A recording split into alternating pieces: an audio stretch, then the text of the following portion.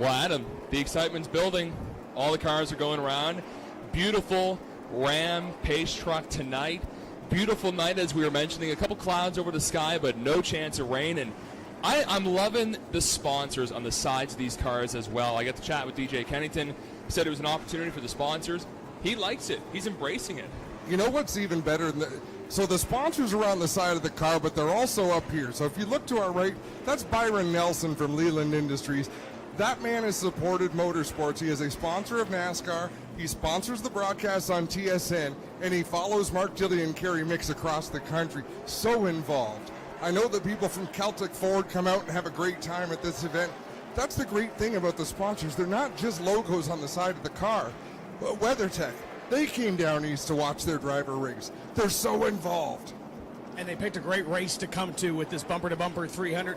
Look at that field already doubled up behind the Dodge, and just a few more moments away, and we'll be going racing for 300 laps. The electricity here is electric. 4 pace laps is what they run. 4 laps, and the things they go through, we're at pit road speed limit. Amy Wong is our official in turn 3. She holds the pit road open, pit road closed flags, so they want the drivers to know, this is pit road speed limit, look at your tachometer.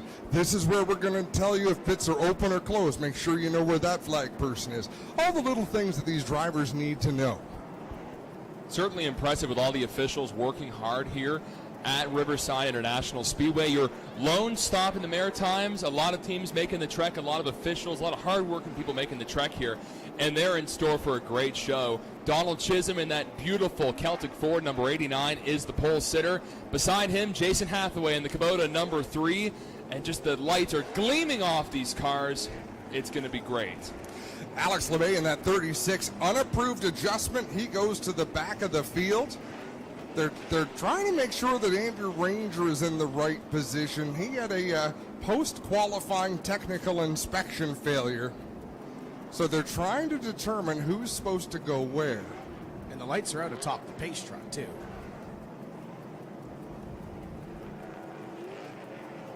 We're about to go green flag racing, so the front of the field is lined up. The officials seem happy. Here comes the pace track off to pit road. The field is in the hands of Donald Chisholm in the 89, and Graham Owen from bumper to bumper with the green flag in hand. We are off with a bumper-to-bumper 300. And off the start, it's Donald Chisholm. Look at this, 3 wide in turn 2. Kennington on the inside. Hathaway in the middle, and Lacroix, the driver, had to give up a little bit. Now he's on the high side beside Kennington and Hathaway. Hathaway a little bit out in front, cuts the door, slams the door on the 74 of Lacroix. In front, the hometown boy, Donald Chisholm. You know, chatted with Kevin Lacroix before the race.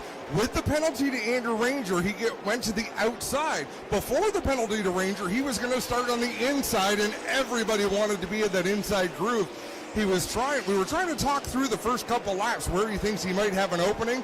I don't think 3 wide on the outside of 1 and 2 was in the plans. No, I don't think it was either, but that outside line, you can hold it for a couple of laps, and as you mentioned, if you can find a hold of the inside, Adam, you'll be able to slide in and fit in. It looked like he was going to be able to get Kennington, but now he falls back into line, and here comes Donald Teach, one of the fastest drivers in practice, to the inside of the 74. Donald Teach looking for big things in that 24 machine. Has not had the performance this year he would have liked. Like you said, he was fastest in practice. Excited for tonight is Jason Hathaway. Bobbled there in turn number 2. Look at DJ Kennington close that gap. Donald Teach on the inside of Lacroix. Lacroix has been stuck in that outside lane for a number of laps here, and the 0-2 now pulling in the pit, or at least it was just pulling in the pit. That is Kerry Mix in the 0-2. Pulls off the track and down 1 in the early stages of the bumper-to-bumper 300. Maybe a pass now for second. Kennington underneath Hathaway. DJ Kennington showing a lot of speed in the early going in that Castrol Edge number 17. Sees Donald Chisholm driving away. Now keep in mind, folks, this is a break race. At or around the 150 lap mark, they're going to throw the yellow flag, bring all these cars into the pits, and let them service their race cars. So nobody's got to worry about maintaining the same pace as Donald Chisholm, but if this race goes green and Chisholm keeps running this quick, we could see a lot of cars go a lap down. Teach is on the move again, taking a look to the inside of the Kubota number 3 of Jason Hathaway. Hathaway slipping back here in the early stages. The 17 of DJ Kennington pulling away with second, and they're all lining up behind the number 3, Donald Teach, looking for a way around. You can see Hathaway's having a problem getting the gas pedal down, especially in two. He tries to get to the throttle. You can see the back end of the car kick out loose right about there. Just as you're getting up the banking, wanting to get that forward progress down the back straightaway, that car not really agreeing with Hathaway right now. Donald Teach in the 24 has been kind of peeking underneath the 3 at Hathaway, trying to see if he can maybe go on the inside. He slips back a little bit. Chisholm extending his lead. Kennington in the Castrol Edge 17. He's a man on the mission trying to catch up to Chisholm. Of course, Donald usually only races 1 or 2 races a year. This is one he really wants to win at.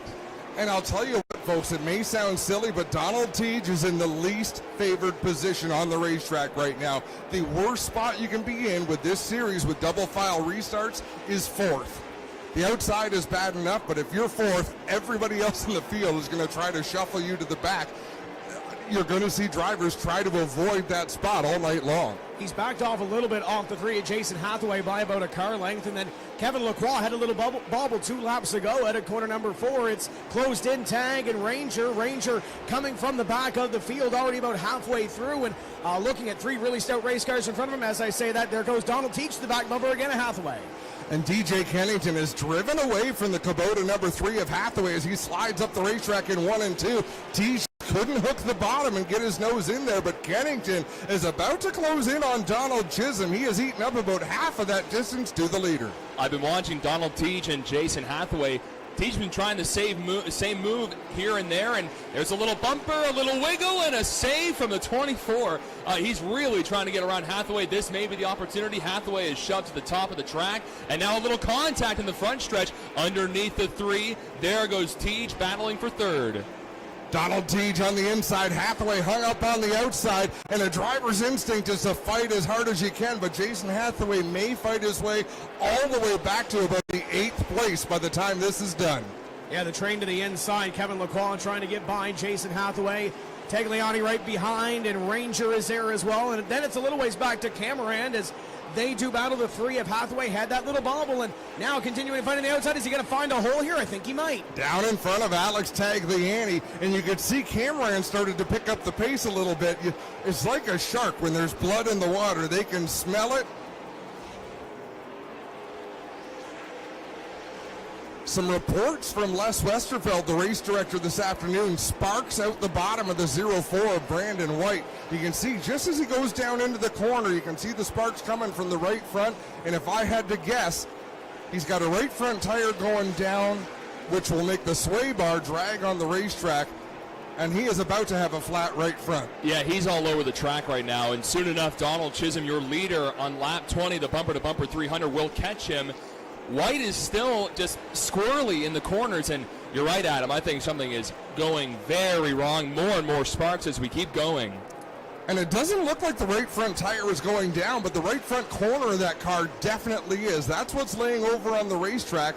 And once you get down to where there's metal on the track, you're not getting the tire coverage. That's why it's shooting up the racetrack the way it is. Yeah, you can see that car really pushing up, and here comes Donald Chisholm. Chisholm trying to put that 04 car 1 lap down. Chisholm going to go to the inside line. The 04 going to go up the track, and Chisholm goes to the inside. And I think Kennington may have been catching him the last couple laps. Might have been a little bit quicker. They're running real similar speeds, but DJ Kennington looking racy right now in that Castrol Edge 17. I'm just bewildered that the 04 has been hanging on the track. Now he pulls it to the inside, and he'll get out of the way, the lead lap cars, and maybe for a second he slides up nearly for just a moment.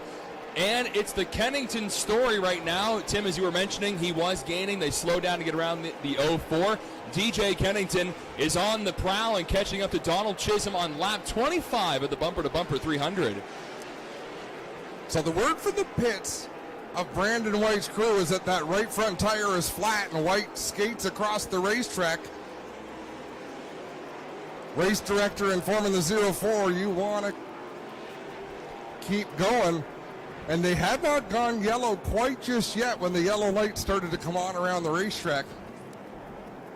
And magically, as soon as that yellow flag comes out, that 04 car begins to roll. That's usually how it works, right? It's a miracle cure for a car that's failed. Now, in fairness, so Brandon White could have made it to pit road a couple of laps ago. I think he's going to be disappointed to find I don't think a flat tire is his problem. I think he's got some sort of suspension issue, because if a tire's going down, it would have been flat by now. It looks low, but it's definitely not flat on the 04 car. It might be something in the suspension. We saw a little bit earlier in practice, LP Dumoulin broke a ball joint at the end of practice. So these high banks, they're putting a strain on it going down to the right-hand side. And here comes that 04 car down on the pit road, and they'll take a look at it and see what's amiss. Yeah, that tire may be soft but not flat. We're about to find out. They're going to jack that car up, try to replace the right front. The car was brought to the races with the WeatherTech Dumoulin competition crew, so you can see some of those crew members helping to service the Brandon White 04, so they'll try to get that right front sneaker off. And an emergency general tire on the car as Brandon White takes off, and he'll rejoin the tail end of the field. I have a feeling we haven't seen the end of Brandon White on pit road. I believe you may see that driver get a penalty for intentionally bringing out a yellow. Yeah, we've seen that once or twice, or, a lot of times here at Riverside International Speedway and our other classes where the driver may have a problem. They try to drive it out as much as they can, and they'll stop, and miraculously, hey, something's working again, and we're back rolling. So the 04 will join up with LeBay. LeBay also went on pit road to fix whatever issues was on the 36, and now they're at the tail end of the field. Well, and he went into pit road, but they were one to go. He drove right past his pit crew and right back to the tail end of the line. So Alex LeBay to the back, Donald Chisholm in the 89, and DJ Kennington in the 17 to the front. Green flag flies down into corner number 1. The 89 at Chisholm going to get that advantage. And keep an eye on Donald Teach. Teach trying to take that position away. And Lacroix on the outside rockets to position number 3. A great restart by DJ Kennington in the 17 and Kevin Lacroix in the 74 to get immediately to the bottom of the racetrack. Whoa, Jason Hathaway all sorts of loose in turn number 2. Keeps his foot in the throttle.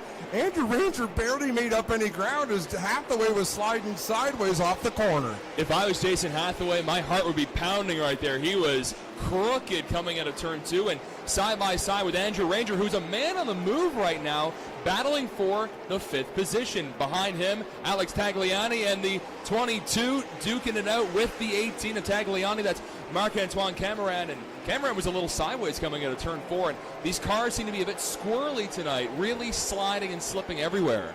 Well, and that's the nature of these race cars as well. They're a handful to drive. Andrew Ranger up on the outside. Now he'll drop to the inside of Hathaway. We've watched Andrew Ranger nearly lap the field at this racetrack by running that outside groove when nobody else could. And it looks like right now the inside line is the place to be for Ranger as he tucks in behind the 3 of Hathaway and right in front of Tagliani, and everybody's single file for at least the time being. Donald Chisholm was able to get the advantage on that restart and hops out to a quick lead, but Kevin Lacroix looks like he's turned the wick up here early on this short run. Kevin Lacroix right up on the rear bumper of DJ Kennington's Castrol Edge Dodge. And this has been the way DJ Kennington's car has been all season long. On a long run, the car seems to really come around to DJ Kennington, but right off the bat on these starts and restarts, it's just not quite where he'd like it to be. So he's losing some ground to Donald Chisholm. But I say by lap 45 or so, you'll see that 17 start to really make some steam. And to follow up on one note you said, Adam, that 4th place on restarts is the place you don't want to be. Kevin Lacroix started 4th in that restart. I think he's doing pretty good sitting in 3rd and slowly catching up to the 17 of DJ Kennington. Kennington, it's a tough game because you got to hold off a very fast car, but you also want to charge 1st place. Well, exactly, and you want to measure what you've got. DJ Kennington, a very smart race car driver, so right now he's knowing the sun's gone down, this track's going to get cooler and cooler. He's trying to figure out what adjustments he's going to want at lap 150 to have the best car he can after 300 laps this evening. Track continues to change as Tagliani goes to the inside of the 27 of Andrew Ranger. They'll battle it out for what is position number 6. Looks like Tag has that spot on the inside. Ranger fighting back on the outside. You mentioned earlier, Adam, the outside line. Andrew Ranger likes it, but maybe not at least at this juncture of the race. And behind looks like Brett Taylor trying to make up a spot as well. And here comes Marc-Antoine Cameron. Brett Taylor went out for qualifying this afternoon, and he only had one hood pin in the hood. and he made a bit of a mistake. He pulled onto pit road so the crew could put the rest of the hood bins on, but by NASCAR rules, once you return to the pits in our group qualifying format, that is the end of your qualifying run. So he had to start tail on the field, but he was confident with the race car he has here this weekend. Towards the back of the field, I'm noticing that the 0-4 of Brandon White and Alex LeBay were kind of hitting each other at a turn 2, and now the 04 gets around the 36 and going to try and charge in after having a pit stop, and I'm still seeing a lot of sparks come out of that 04. Well, there is a bit of a bump down there in 3 going into the turn, and these cars will be slung as low as they can, but yeah, keep an eye on that, because once you wear the bolt off of the sway bar that connects the sway bar at one end, your night is done. Lacroix continues to put a little bit of pressure on Kennington for position number 2. Donald Chisholm is checked out on lap number 45, and we thought Kennington would get a little bit stronger around this point, but it looks like Kevin Lacroix wants by. Donald Teague isn't too far behind either. Got a 3-way dance up there for position number 2. I thought we would see Kennington really spring to life, but what I saw last time out of turn 4 was that car dead sideways and him trying to steer into the slide coming down towards the start-finish line. Jason Hathaway losing distance to the 24 of Donald Teague, and maybe here's a move with Kevin Lacroix. He's ducking under the 17. Now he's there on the inside. Can he shove Kennington up? No, they make a little contact, and Kennington is still battling it out for second place. Can he close the door this time? He cannot, and the bumper-to-bumper 74 trying to get second place, trying not to make contact. Donald Teague could be in the catbird seat right now to get up in second place. You really see the drivers get up on the wheel and start charging when there's a battle ahead of them. This could be the easiest pass Donald Teague makes all night long, but he has to be in position to make it. Trying to let the 74 Kevin Lacroix wear out the 17 of DJ Kennington a little bit. The 24 of Donald Teague sitting in behind. And it takes a little while to set a pass up here, especially at this racetrack, working to the inside. But if you can get to the door, you've got a fight on your hands, but Kevin Lacroix has got to get to the door of the Castrol Edge 17 first. I'll tell you what DJ Kennington also knows. If he can keep Kevin Lacroix pinned to the inside, he's going to make Lacroix use up brakes, use up tires. But Kevin Lacroix is a pretty feisty competitor. He doesn't want to stay side by side for long. He wants that spot. You know who's loving this? Donald Chisholm. He's probably loving seeing these guys side by side battling for second and third along with Teague. Donald Chisholm, his father built this track, as we mentioned, in 1969. This race and every race that's here is special to him. He really wants to win, especially with the 50th anniversary this year. He ran a special paint scheme honoring his late father at our IWK 250 race. That number 89 is on the move. That was a pretty cool paint scheme. I saw that on social media. That would have been cool to see. 24 car of Donald Teague going to pick up a spot around DJ Kennington, and here comes Jason Hathaway as well. Hathaway wants to creep a little closer towards the front of the field, currently in 5th, and has Kennington right ahead of him. Now we'll see if Kevin Lacroix can try to inch into that lead that Donald Chisholm has. It's almost a full straightaway. He's got a long way to go. 55 laps are in the books right now. We're racing towards 150, where we're going to have a break in this one. So Donald Chisholm right now, he's only made up. I mean, he's still almost a straightaway back of Alex LeBay and Mark Dilley. So I think most of these cars are going to remain on the lead lap as this night wears on. Alex LeBay with a bit of handling issue, Mark Dilley in that 64, but everyone else seems to be able to run a pretty steady pace. Adam, in your experience announcing here at Riverside International Speedway, do lap cars play a huge factor for the leader? Depends what they do. So, you know what? Nothing plays a role until it does. So as long as there's 2 cars on the track, one can cause problems for the other. So traditionally, yeah, we've seen Jason Hathaway have his night destroyed in a mix-up with LP Dumoulin in the 47. If I remember right, Dumoulin had contact with the lap car. The lap car spun and took Hathaway out of contention. So we have seen it before. Been keeping an eye back here on the battle with Ranger, Cameron, LP, and Brett Taylor. The 22 of Cameron got a little bit of the apron coming off of turn 4, kind of upset that car, and was a little sideways and fell back in behind Ranger, and now Ranger continues to try to pick away at the 18's advantage that he has in front of him. Only side-by-side battle right now. Adam is in front of the leader as LeBay takes a spot over Dilley. Well, and his spotter would be on the radio saying, you know, that leader's starting to close in. If you've got anything in the tank, you better make a pass here and try to get away because we need a yellow. Donald Chisholm has nearly a straightaway lead over Kevin Lacroix in that number 74. Donald Teach is in third right now on lap 62 of the bumper-to-bumper 300. Chisholm's just got to maneuver his way carefully around Dilly and LeBay. As Tim, you mentioned, when they're side by side as the leader, you really don't want to see that. You want to get around these slower cars as fast and as safe as possible. LP Dumoulin in that WeatherTech 47 just made a pass on camera, and Brett Taylor gets into the back of the GM Paillet number 22. They both had to check up. As this run goes on and as the sun continues to set, it looks like the 22 is the handle going away on Cameron's race car, and now Brett Taylor on the back bumper in the Winging It Restaurants number 46, and they better get to stepping because the leader, Donald Chisholm, has put the 64 Dilly lap down, working up on LeBay, and if it continues this way, he'll be up on them sooner rather than later as Taylor takes another look. Alex LeBay steps to the outside of the racetrack. He'll let Donald Chisholm go by.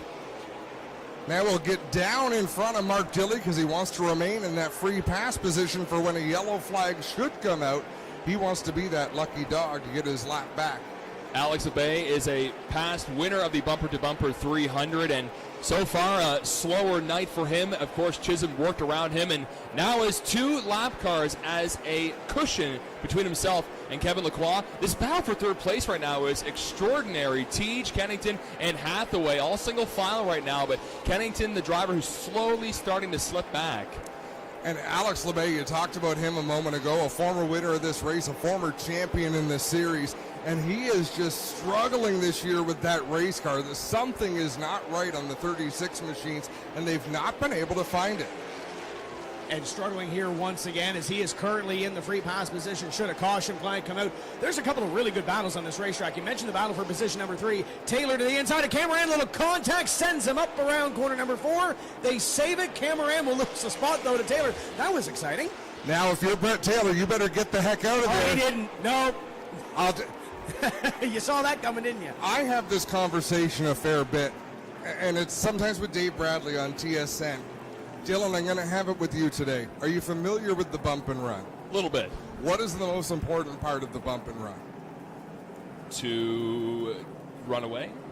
All right. You got he the bump is on that, though. The bump is easy. It's the run. Get the heck out of harm's way, because after you make the pass, you better get gone, because whoever you bumped probably didn't like it. Kenny Wallace said that here a couple of years ago when he was racing the IWK 250. He bumped Nicholas Noggle out of the way, and he said the most important thing is I knew I had to be gone because that kid was coming back at me, and just enough gone out of the corner he was at that point. But Brett wasn't completely gone at that point. And, no, you make that move, and you really want to choose your battles. You want to have those aggressive moments at the appropriate time, and I don't know that was the appropriate time, but that's how you learn. And the nice thing is he's still got a front bumper and he's still got a back bumper. So does Cameron. They can live to do it all again. Absolutely. 72 laps completed and the field working under the caution. I see Dilly is down on pit road. It looks like they're paying some attention to the right rear of that race car. He's down and away in the NTN bearings, number 64. That right rear looks like it's really squat down, the body over that right rear tire. Look at how much gap there is in the front fender between the tire and the bodywork and the right rear fender. Yeah, they're going to bring it back out onto the racetrack here under caution, but I know it looks like he's been struggling so far in this race. I know he was back battling with LeBay, and we'll see what he can do here now as he picks up the rear of the field. You know, quite often you come in and you make a quick adjustment and it makes all the difference in the world, and sometimes it doesn't. There's Brett Taylor in the pits, and yeah, that was a little interesting event in turn 2 here involving the 22 of Cameron and the number 46 car of Brett Taylor. We're on lap 73, and we're almost a third of the way through the bumper-to-bumper 300, and the leader is still Donald Chisholm. So again, folks, I'm Adam Ross. Tim Terry joining me. Dylan Langell, great to have you with us. How are you liking your first Pinty's race? It's certainly going by very fast, and I'm digging it. These fast cars, and you asked during the pre-race, have I ever watched some of the Pinty series? You're darn right I have. I've seen some exciting finishes here on the road courses. I watched LP Dumoulin win in his home turf last week, and I got to chat with him during our autograph session, and we were just shooting the breeze for a moment. I congratulated him, and he said it was really special because of the 50th anniversary, his father in that pace vehicle, and it's his homeland, Trois Rivières.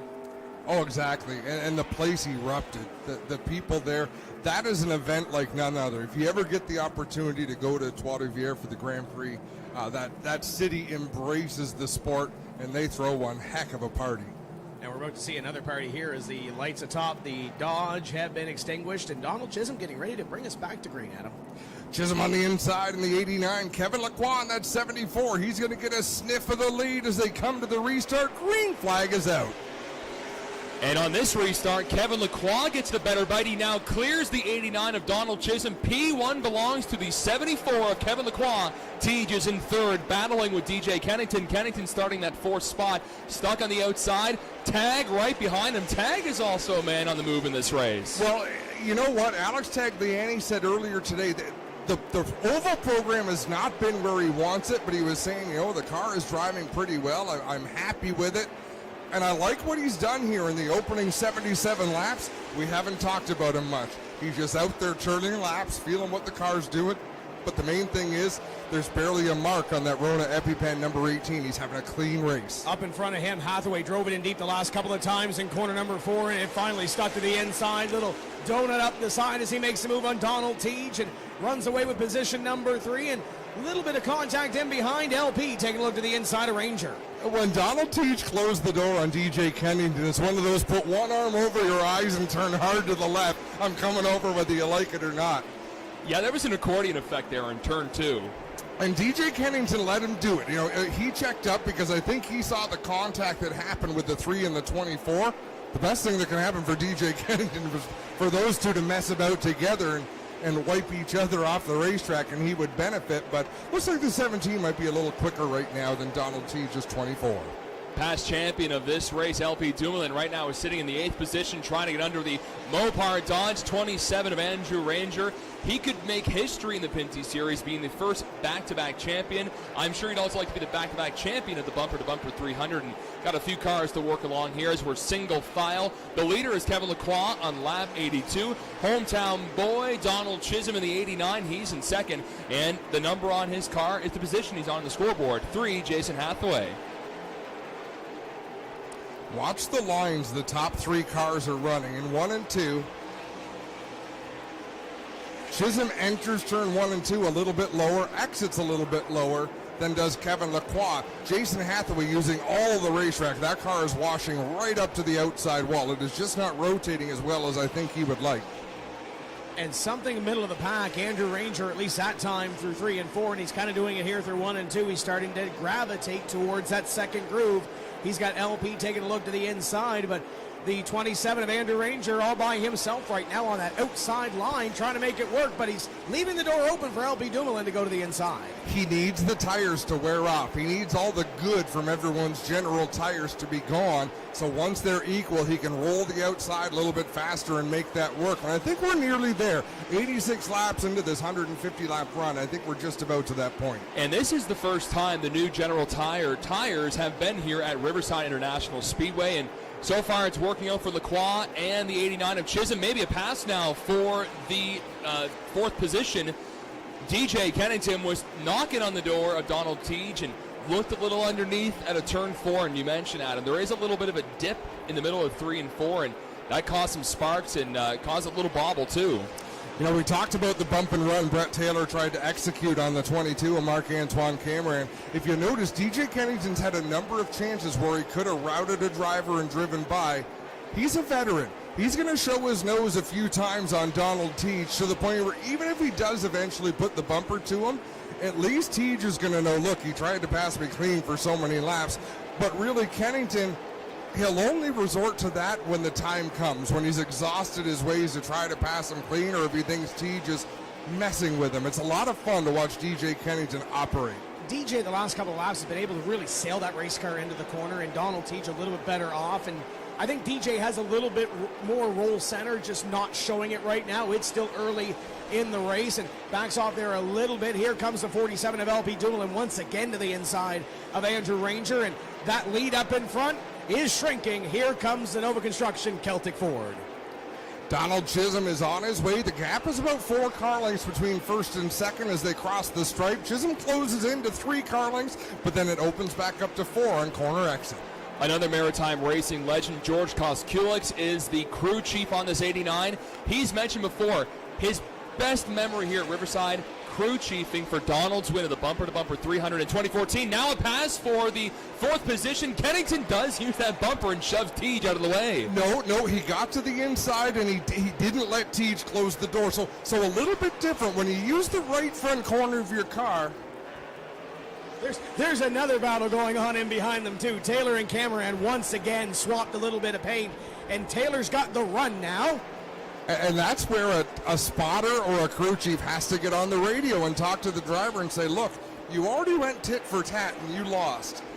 Don't do it again because you could lose again, right? You sort of have to put that behind you. Closing the gap up in front, Donald Chisholm. He's about 2 car lengths behind the Dodge 74 bumper-to-bumper machine of Kevin Lacroix.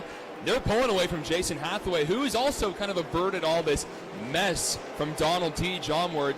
Tagliani's in the 18 and followed suit by the 47 of LP Dumoulin. Now Tagliani's looking on the inside of Teej. 2 Quebec drivers here at Riverside International Speedway. No bump and runs quite yet. Oh, they're coming. Still early in this race. It is early, and that's what I mean. You kind of exercise some bit of caution, but you want to feel what you've got there. Tagliani really drove to the bottom. So now that, and Tag's running Teej very clean. Remember, these race cars prepared out of the same stable. That is the start of a bump and run. When you get them square in the back bumper, that's a bump and run. When you get them on the left rear quarter panel, what would you call that, Tim? A little bit of a move. Yeah, you're routing someone at that point. And there goes sideways in front of the 18, and Tag is able to get into the center of the corner just a little bit better than Donald, like we saw a little bit earlier with Kennington. But it seems like Donald Teej struggling a little bit into the corner, and everybody else seems to get to his bumper at that point in the middle of the corner off. Yeah, tagged him a little bit there, and now he falls back. Dumoulin in the 47 just watching this in front of him. He's hoping that nothing happens. And unfortunately, Tagliani has been taken out before by some contact between other cars when he was leading this race a few years ago. He's never won at Riverside. He would like to add that to the many wins he has in his illustrious career in open wheels and here the NASCAR Pinty Series. Well, we're more than 100 laps into this race. We're less than 50 laps from the midway break. So these crew chiefs are talking to their drivers. They're making plans. What do you need out of the race car? You know darn well Donald Teej is saying, look, I need a little more drive off. I'm getting in okay, but they're killing me through the center, and they're hitting me coming off. LP takes a look to the inside of Tags, and quick little pass there for positioning behind them. Brett Taylor to the inside of Andrew Ranger. Looks like Taylor's car gets a little bit better as the run goes on, and takes a little look, and it looks like he's going to try to clear. Ranger down into 3, drives it in deep, and I think he'll come off with that spot. Brett Taylor with a nice pass. Not easy to pass Andrew Ranger, that is for sure. Brandon White now working over the back end of the 36, Alex LeBay. They are not on the same lap. In front, it's still Lacroix, and starting to get a little distance between himself and Donald Chisholm, and they will be coming up to these slower cars, the 64 of Dilly, followed by the 04 of White, and then LeBay, and still Sparks well coming out of that 04. Wow, Brandon White really got squirrely coming off of turn 2, right between Alex LeBay and Mark Dilly, rolling the heck out of the center of the corners, though. Still a couple of sparks flying from that race car as well as he exits the corner, gets off that bump in corner 2 and off that bump in the middle of corner number 3. Dilly all over the back bumper of him, and as we mentioned, the leader's not too far behind, and Donald Chisholm is back about 3 lengths now from that 74 of Kevin Lacroix. Yeah, Brandon White had his hands full there. He was all over that steering wheel coming out of turn 4, battling with Mark Dilly in that 64, a legend here in the NASCAR Pinty Series. And the leader's approaching this battle for, well, at least trying to stay on the lead lap for as long as you can. Lacroix is the leader on lap 110. Scanning around the racetrack, there's a little bit of distance between almost every car out there, so really the battle on the track to watch is Brandon White. Just ahead of Mark Dilly, just ahead of them is Alex LeBay, our most recent free pass recipient. He doesn't want to have to use it again. Alex LeBay going to fight to stay on the lead lap. And the leaders coming up on this battle as well. Kevin Lacroix about 2 lengths in behind the 64 of Dilly, and in behind Donald Chisholm laying in wait, waiting for something to happen there. 112 on the board, getting a little bit closer to that 150 halfway break. So now Lacroix's to the point where Mark Dilley's spotter will be telling him, okay, leaders here, choose your line, but hold your line. Dilley giving up the inside to race leader Kevin Lacroix. As a driver, would you be a bit nervous with the car in front of you with a lot of sparks showering? I know I'd be hoping something doesn't break on that 04 if I was Kevin Lacroix. Well, and that's where earlier on, Donald Chisholm approached the slower car of Brandon White, and it looked to me as though he was going to head to the outside, thought better of it, and passed him on the bottom. The way White's car was washing up, you have to understand what other people's cars are doing to keep yourself out of harm's way. Lacroix going to go to the inside of the 04, put him in the rearview mirror. The 89 of Donald Chisholm going to try to follow suit here, and then the 36 of Alex LeBay in front of Kevin Lacroix. And then there's a little bit of clear sailing about a straightaway or so, and it looks like Andrew Ranger washed up the corner in corner number 1, and Cameron took a look to the inside. You know, you can almost call this a 34-lap race for Marc-Antoine Cameron and Andrew Ranger to try to stay on the lead lap. And if you're Kevin Lacroix, you come into this race 14 points out of the championship lead, and you're chasing Andrew Ranger in the 27, your eyes are going to get wide. If I can put him a lap down, I'm going to do everything I can to make it happen. Cameron has some hood damage on that number 22, certainly cosmetic and still side-by-side. Well, now not side-by-side. Andrew Ranger makes the pass. Another car goes a lap down. Alex LeBay passed by the 74 of Kevin Lacroix, and Donald Chisholm's got that lap car now in front of him, and LeBay would get the free pass as we go along if there's another caution on lap 119 of the bumper-to-bumper 300. Lacroix will be approaching soon enough the two cars of Cameron and Ranger. Well, they've been side-by-side for a number of laps here. He's got 30 laps to get there before the break happens, and if everything goes perfectly for Kevin Lacroix, he'll pass both the 27 and the 22, but the 22 will be ahead of the 27 to take Andrew Ranger out of the free pass position as well. So there's a lot of play right there. Little change ahead of them as well. It looks like Taylor has gone to the position ahead of Tagliani. A little bit of a battle there, and Taylor pulls away. And right in front of them, it looks like Tej has fallen into the clutches of LP Dumoulin. So scanning this racetrack, Adam, there's a couple of quick battles around this racetrack. We mentioned that 24 and 47, but also Cameron looking after that 27 Ranger. So if I'm a spotter or I'm a crew chief, this is when I want to have my fastest race car. We're getting to near the end of this 150-lap run. The second half of this race is going to be more of the same thing. So I want to have a car more like the 47, whereas Donald Tej is falling off and drifting back. I want a car that's starting to either come to life or not fall off as hard as my competitors. LP's making to look 2 in a row, winning at Trois Rivières last weekend. Now he's underneath Donald Tej, and he'll try and work his way into the top 5, and he'll get around him on turn 4, and he will slam that door with maybe a couple millimeters in between himself and the 24. Plenty of room, right? If you slam the door and your car doesn't wiggle because nobody hit you, you knew you were clear. Yeah, absolutely. No harm, no foul there. Is a couple of quick little battles here. The 22 continues to try to get under the 27, and we mentioned a little bit earlier, Rangers running that second groove as is. The 22 tries to get underneath and tries to set that pass up, but can't get to the door. A little slide there off of corner number 2, and he'll fall back in behind, and Kevin Lacroix keeps getting bigger and bigger in the rearview mirror. Marc-Antoine Cameron is still learning his craft on these oval tracks. You know, he comes to us as a road course expert, and on the ovals, he's won on an oval track, but he's still learning, and this is what he needs to work on. He's able to get the nose to the inside. He just hadn't been able to put the power down, and look at the right front brake rotor on that 22. Absolutely glowing cherry red.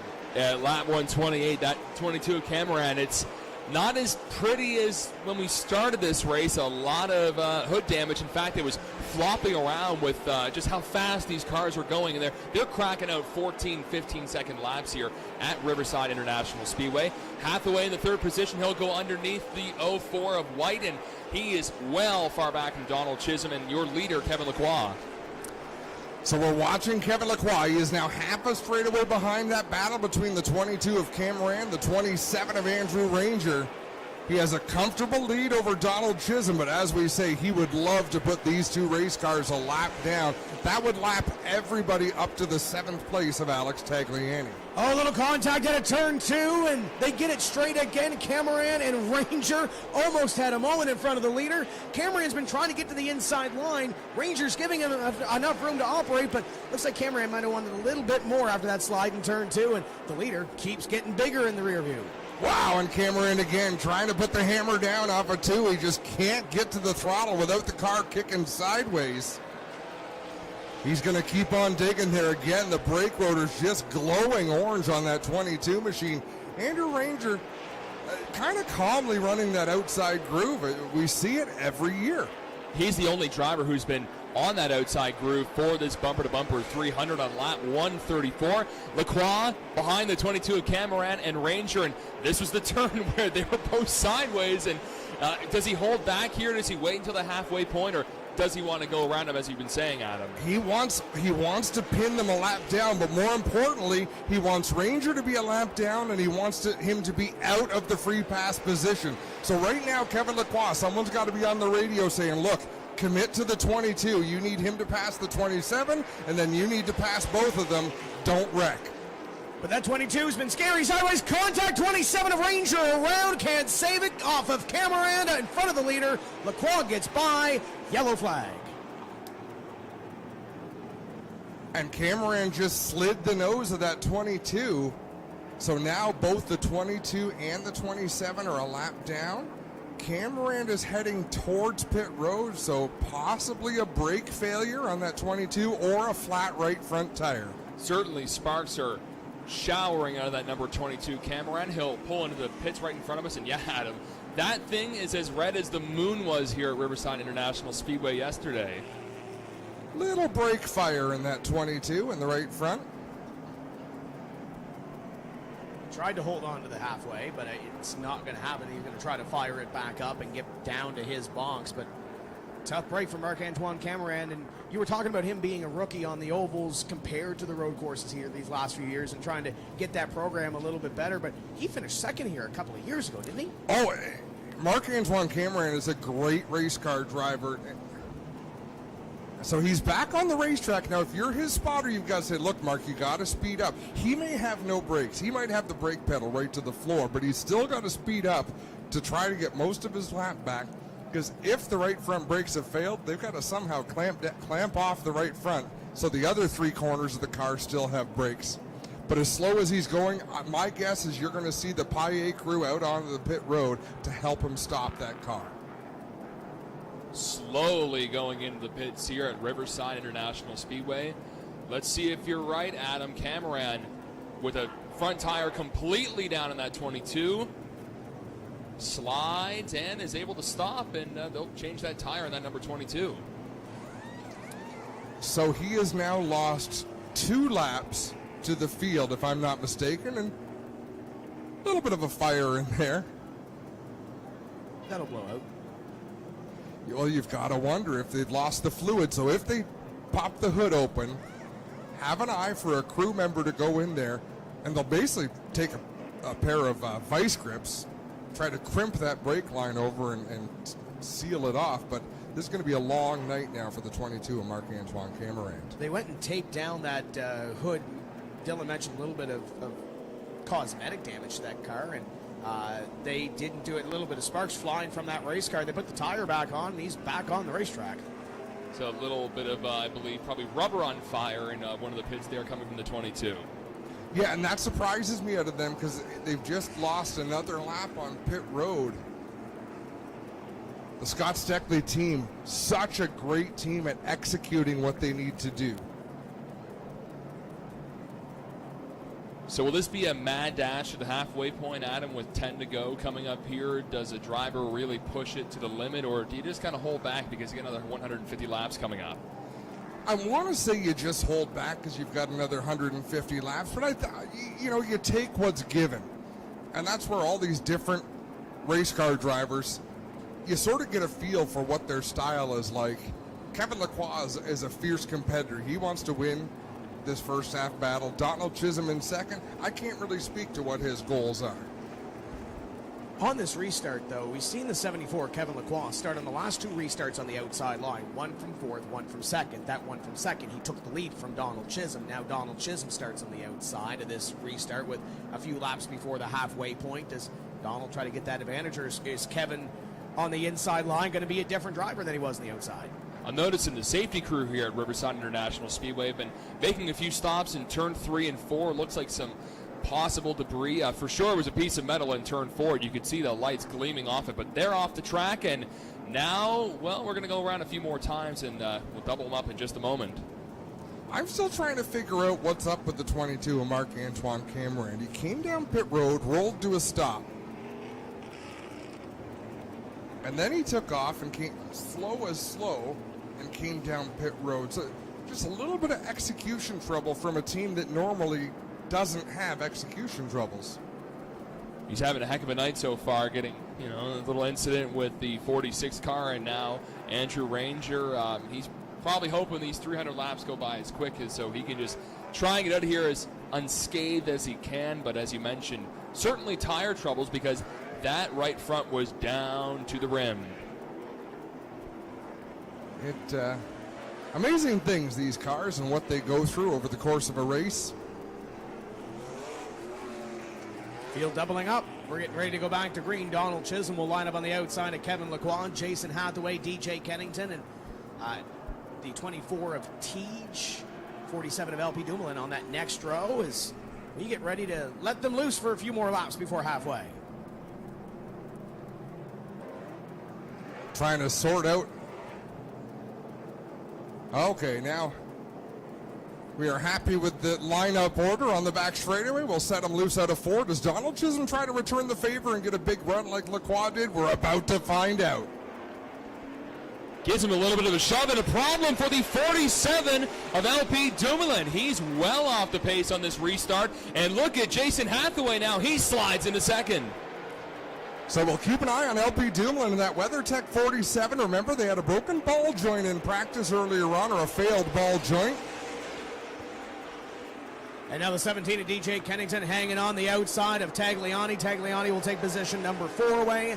And then the 24 of Donald Teej now to the inside of the 27 of Andrew Rangers. We close in on 146 complete. 146 complete, and have a listen to this LP Dumoulin 47. This car does not sound healthy. Okay, I swore I heard it coughing and burping the last time by. Well, LP Dumoulin, 147 laps in. We're a few laps into this break. I certainly wouldn't say he missed a shift because he is well off the pace, and now he's in front of your leader, Kevin Lacroix, and 47 WeatherTech Dodge will pull it to the inside and let the leaders go by. Could Jason Hathaway have the magical recipe to maybe pull off a win here tonight? He's sitting in second and trying to catch up here as we're on lap 148.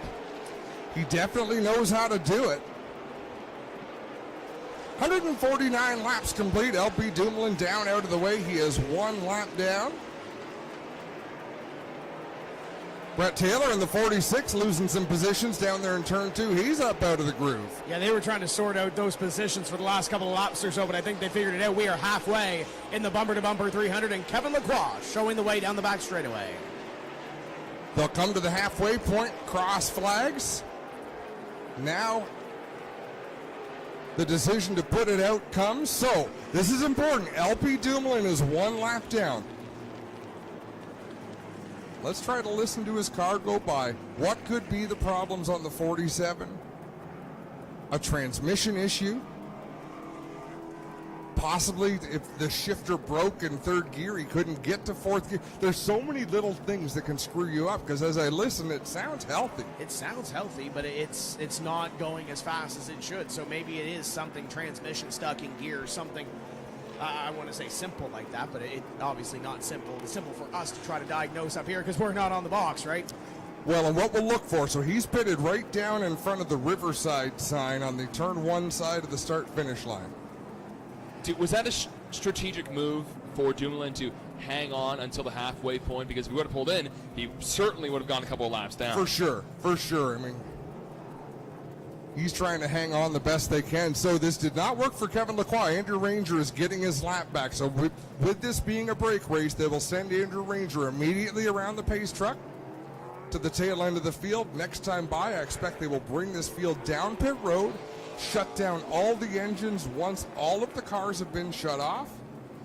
Race director will say, go ahead and start your work, and they will have 5 minutes to do what they need to do, fuel these cars, change tires, and make minor adjustments. So now this race is completely changed. It's now a 150-lap race to the finish, or just less than 150 laps to the end of this one. And the sun has completely set now. There's a little bit of light still up there in the sky, but the lights completely illuminating Riverside International Speedway, completely different from where we started this event. So now you have those changes to throw at the race car, and what do you change even more? Because temperature's still going to drop a little bit more here in these final 148 laps or so.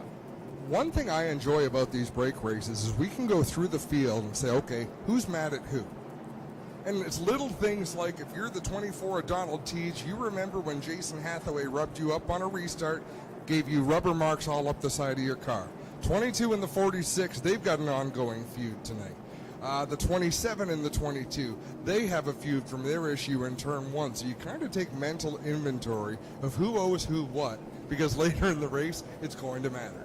You can see a lot of donuts on that number 3 Kubota Chevrolet, and they'll bring it in and they'll adjust whatever needs to be adjusted on there. And from my perspective, as mentioned, this is my first Pinty's race in person. Compared to when we have pro stocks here, caution laps don't count in the pro stocks, but they do here with the NASCAR Pinty series. Yeah, every lap around the track matters in a NASCAR Touring Series because they count all of the laps. LP Dumoulin of the WeatherTech 47 angles his car into the pit road.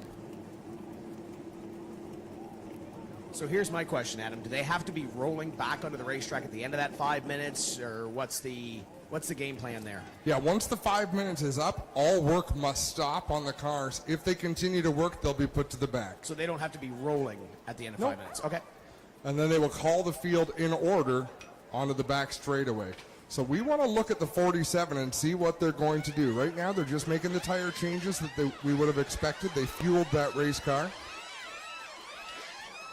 To quote Simon and Garfunkel, we had the sounds of silence there for just a couple of seconds, but now you can hear the air wrenches working hard, and yes, keeping an eye on the 47 of Dumoulin, and it looks like they're maybe looking on the right rear. They haven't thrown another tire on yet, but with this you have a little bit of time, and the 5 minutes, as you were mentioning, Adam, all these crews and tweaking on what needs to be tweaked up, and you can see 3 crew members looking underneath the right side of the 47 WeatherTech Dodge.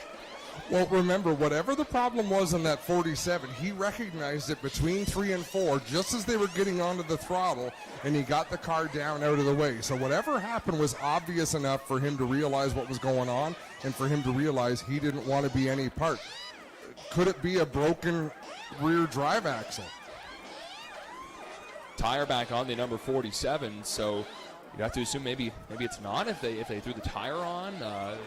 Hard to say, and looking like, and I say looking like because things can change drastically, we may not see another repeat winner of the bumper to bumper 300. Well, if anyone can fix what's wrong, it's these race teams. I mean, these teams are excellent at what they do. They've got the tools down there. They can make miracles happen. Now that the tire change is just about to complete, we'll keep monitoring to see what the heck they might be working on. And it may be a lost cause. They may know that things are not going to go their way. We'll keep an eye out.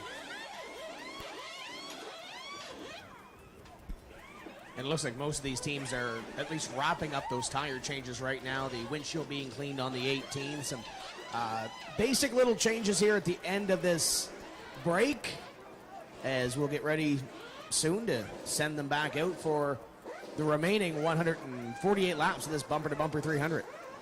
And for any fans here at Riverside International Speedway during this break, a great time to grab some merchandise from our merchandise booth here at the grandstand. We are celebrating our 50th anniversary. We have a bunch of apparel styled after the 50th anniversary, some very cool throwback shirts and hats, and in fact some seat cushions are a big special this weekend at the Bumper to Bumper 300. We've had a fantastic weekend of racing with our Sportsman Series here. We've had Honda mini stocks here. Earlier we saw the Maritime League of Legends, and we're capping it off with a race which has been going very smooth. Well, maybe not for some drivers. Lap 152 of the Bumper to Bumper 300. So the team keeps running back and forth between the right rear and the left rear. And I think it's mostly just to confuse the announcers. And that's not very hard to do.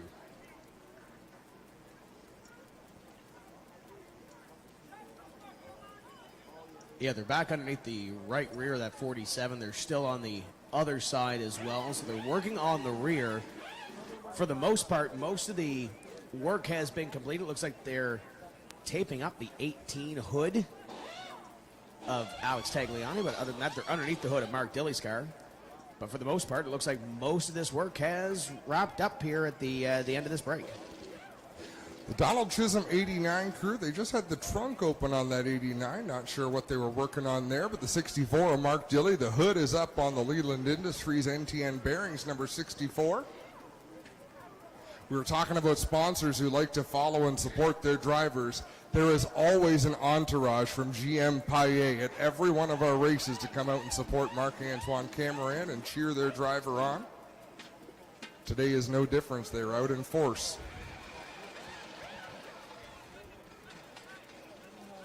So Andrew Ranger got the free pass. 8 cars on the lead lap right now. And I'm telling you, any one of these 8 cars are still in contention to pick up a win here tonight. We saw the 89 car really strong on the longer run. As we got some laps in, it seems like that 89 really came in. The 74 of Kevin Lacroix obviously took a little bit of time to get to the front of the field, but once he did, he's really flexed his muscle. Jason Hathaway was able to inch away with position number 2 on that late restart prior to this halfway break. You look back to the 24 of Donald Teach. He's had consistent speed all race long, was fast in practice earlier today. DJ Kennington is in the top 5. I still don't think you can really pick a winner. As the cars begin to roll, it looks like the 74 of Kevin Lacroix, and here comes Donald Chisholm back to the racetrack. So the work is complete for everyone on pit road, with the exception of the 47 of Dumoulin. I wonder if they are pulling axles out of that race car.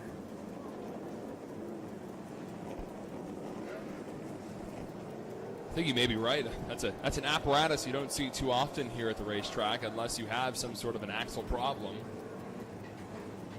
And that would be something you felt as soon as you hit the throttle, when you've got one rear wheel driving and the other one's just making noise.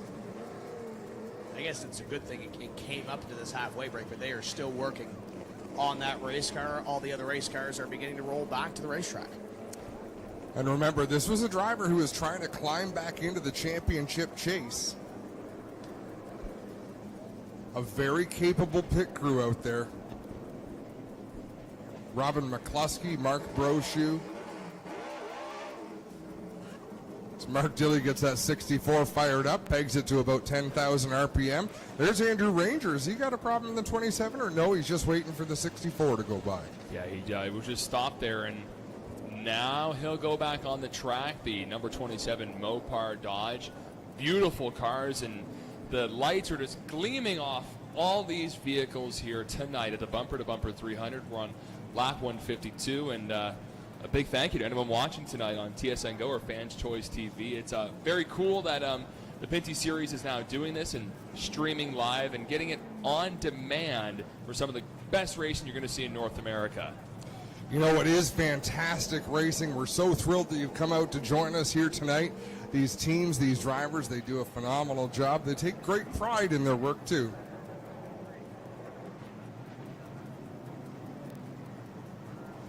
Maybe a problem for the 64 of Dilley. Maybe he stalled it and at the exit of turn 2. Yeah, it would not fire on pit road, so what he... Tow truck's hanging around. Now they're going to go right behind the 64 of Dilley. We saw this down at Bristol Motor Speedway Thursday night. It did not go very well, did it, Tim? No, it did not. Turn left. Mark, turn left. don't have radio communication keyed up for that. Oh, 14, do you? my bad. Yeah, okay. But as you can see, he turned to the left and it ended well. And he's pulled away from the truck. That's terrible. Why did I do The spotter did not give up now. See, social media is a beautiful thing. Tim Fedewa is one heck of a spotter. His dad, Butch Fedewa, if you've ever gone to the PRI show, there are people there that work the show and there are people there that work the bar. Butch Fedewa, he always had a drink. If you wanted to, you just go up and see Butch and he's going to make you feel good. Great host. Lights are out. We're getting ready to go back to green here with Kevin Lacroix, Jason Hathaway, row number 1, Donald Chisholm with Alex Tagliani. And there's that 17 of DJ Kennington alongside Donald Teague. The second half of this race, the first half was phenomenal. I can't wait to see what happens here in the second half of this bumper-to-bumper 300.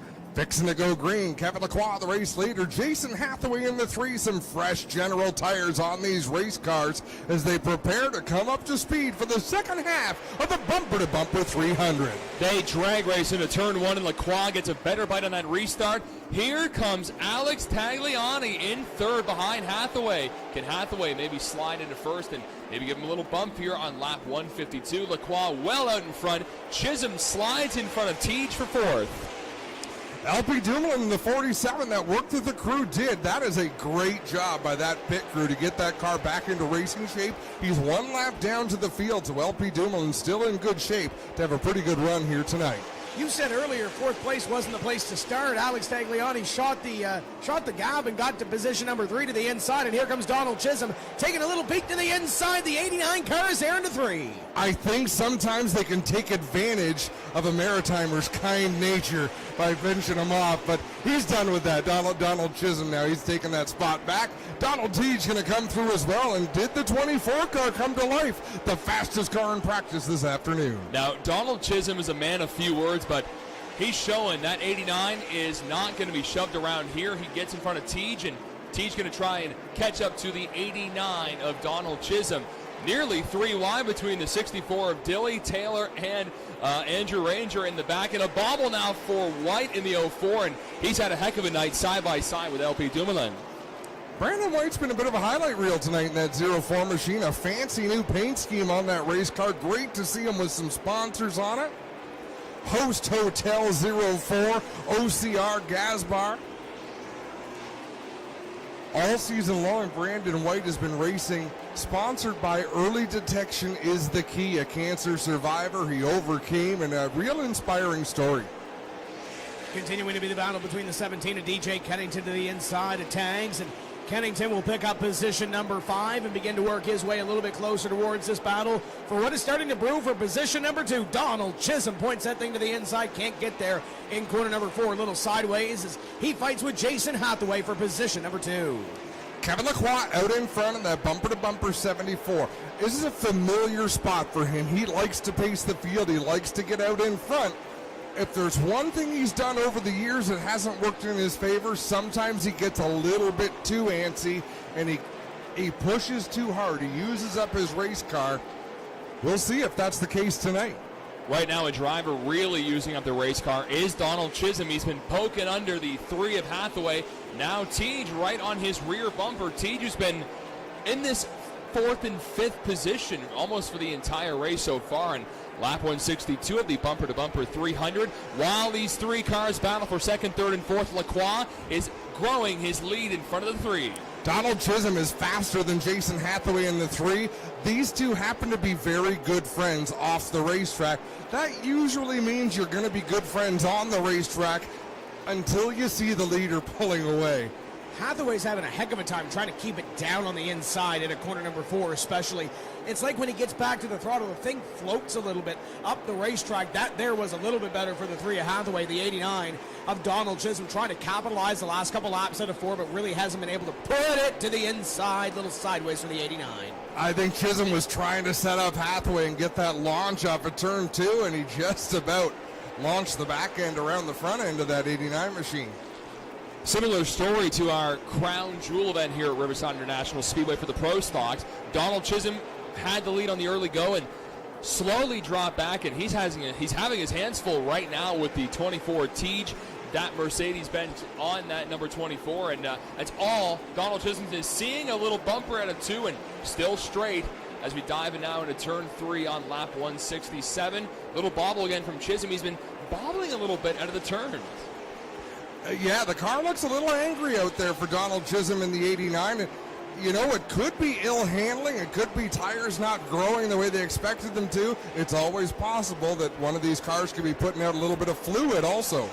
Teach takes a peek to the inside and will make light work of the 89 and Chisholm. And now Kennington fights to the back bumper. The Celtic Ford number 89. Kennington on the hunt looking for that 4th place position. Tagliani not too far behind. This little battle, top 2 have now broken away, and Donald Teach begins to inch away with position number 3. So now in the second, well, still in the second spot, Jason Hathaway in that 3 machine. The lead for Kevin Lacroix about 10 car lengths, and sort of staying stationary right now. Teach is trying to catch up to Jason Hathaway, and Donald Chisholm's wedged in between 2 very fast cars, Kennington and Teach. Alex Tagliani in the number 18. He's in 6th right now. Andrew Ranger is marked in the 7th position, but he's got a slower car of LP Dumoulin in front of him. Yeah, Andrew Ranger's had quite a night in that Mopar 27. I would say the fact that he's in 7th place, given that he got spun out earlier, got knocked a lap down, it could be a whole lot worse, but Ranger's got to be a little bit frustrated sitting in the driver's seat of that Mopar machine thinking, you know, this is a racetrack I usually contend for wins on. And you still got lots of laps left to go to put that through your mind and try to make it through this evening as he has LP Dumoulin right ahead of him, not for position, but definitely for a little piece of real estate around this Riverside Speedway. There goes the 27. I was going to say, to make things worse, he's having to use race car to battle a car that's a lap down. Speaking of battles, DJ Kennington has been trying to get around Donald Chisholm, and Donald's been sticking on the low side of the track and really hasn't broken away from Teach, but Teach is catching up to Jason Hathaway. The 24 trying to contend for 2nd place.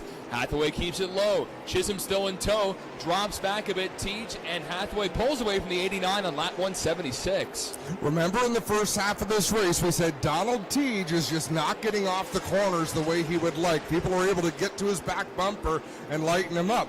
Also remember that restart where Jason Hathaway ran him up the racetrack. There was a lot of contact. I don't think we're going to see Teach show a ton of patience here in trying to dispense of the 3 of Hathaway if he feels he's faster. Teach taking a look to the back bumper of the number 3. Jason Hathaway in position number 2, and they're starting to line up in behind them as well. The 18 of Tagliani in this battle. Kennington, Chisholm, and Teach trying to get by that 3, and it's about a half straightaway up to your leader. Kevin Lacroix, best battle on the racetrack here is for 2nd. Fun to watch as Donald Teach trying to put the power down. He slid off of turn 2. Loses some ground as Donald Chisholm way sideways in 4. Kennington to the inside. Don't know how much bumper was used there, but man, oh man, Donald Chisholm was sideways at a 4, and now you can give P4 to the number 17 of Kennington. Kennington started in third place tonight. Little contact between Teach and Hathaway on the front stretch. I saw those brake rotors bright orange on that number 3. And Jason Hathaway, so after getting knocked sideways, Hathaway chose the inside groove down the front stretch, so I think that's his message to Teach. I don't want you passing me like that. The next message from Teach is, Kevin Lacroix, what a move! Oh my goodness, Kevin Lacroix, what a save! Not a save, what a piece of driving to avoid that 0-4. I'm sorry, are we watching Fast and the Furious, or are we watching the bumper-to-bumper 300? Wow.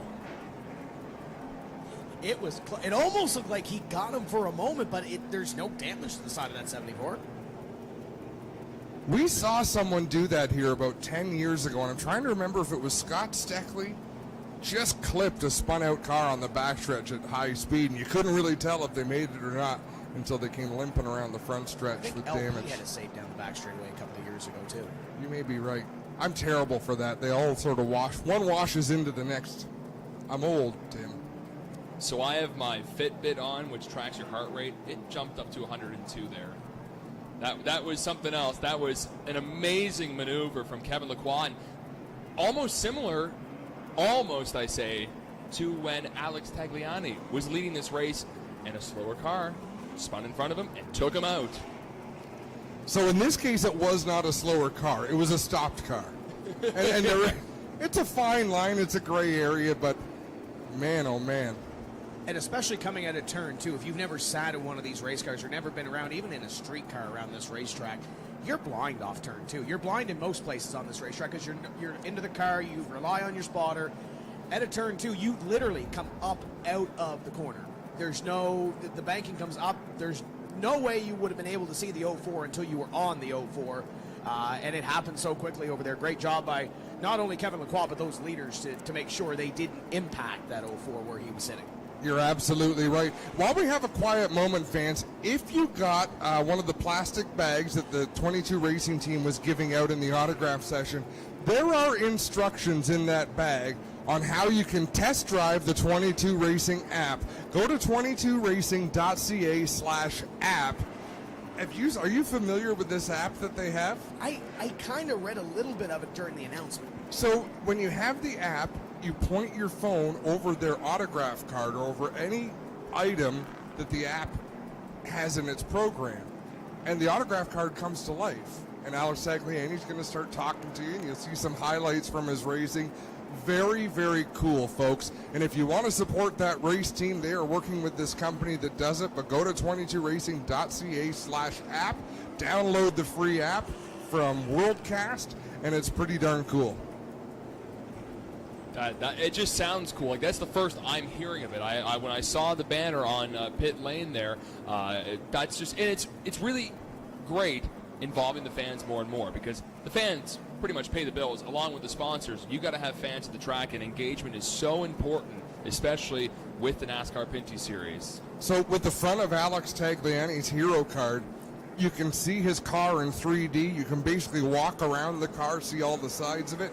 And then if you turn over the back, it shows you some highlights of his racing, and Alex comes and talks to you and tells you a little bit about himself. Yeah, it's a neat little deal, and great to have that on board, and it further enhances your experience here with the NASCAR Pinty series. As we had a couple of cars down on pit road. The 04 of White pulls back out. The 64 of Dilly, the number 36 of Alex LeBay, also visiting pit road on this caution. And the cleanup crew still checking the back straightaway and making sure everything is good before we go back to green. We have 187 completed.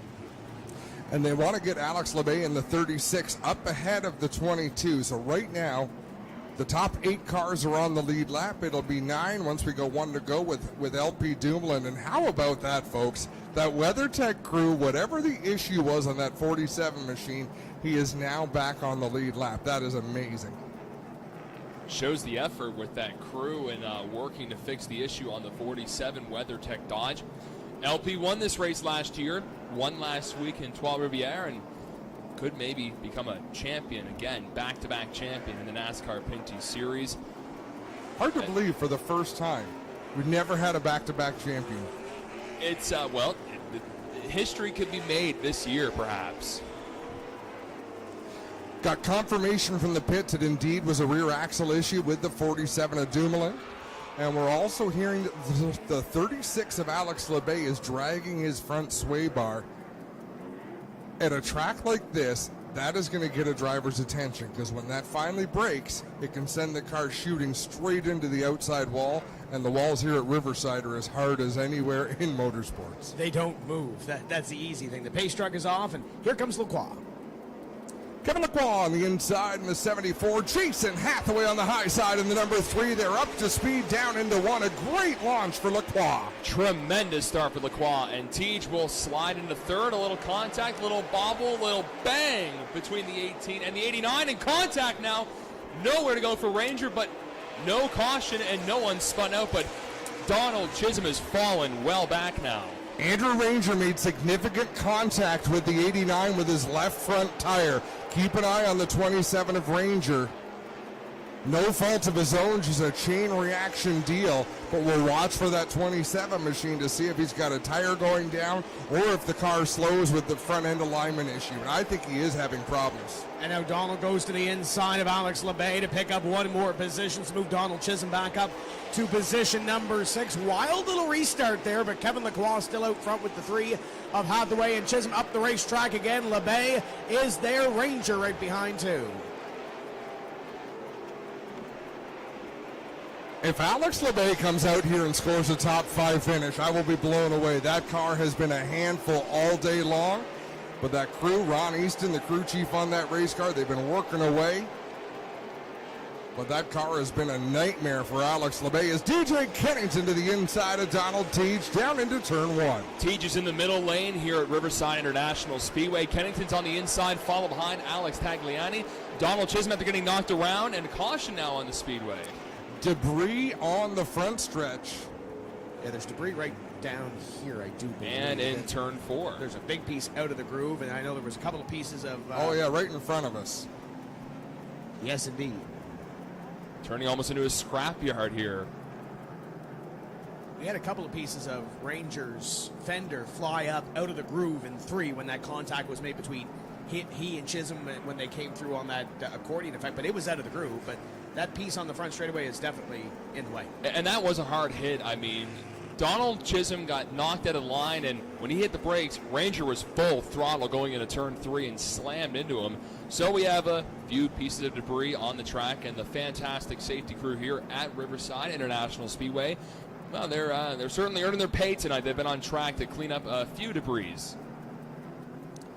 So let's see if Andrew Ranger in that Mopar 27 comes into the pits. Pit road is open. We can see a green flag up in turn 3. LeBay is coming. Camarand is coming.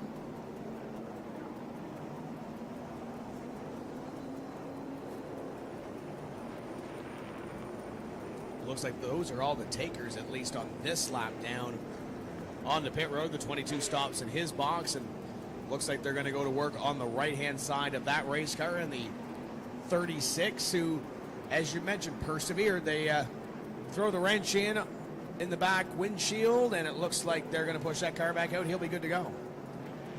That was quite a handful of turns they took in that was. right rear corner. So either a track bar adjustment or a wedge adjustment. Brett Taylor in the winging at number 46 is going to wind up back on the lead lap.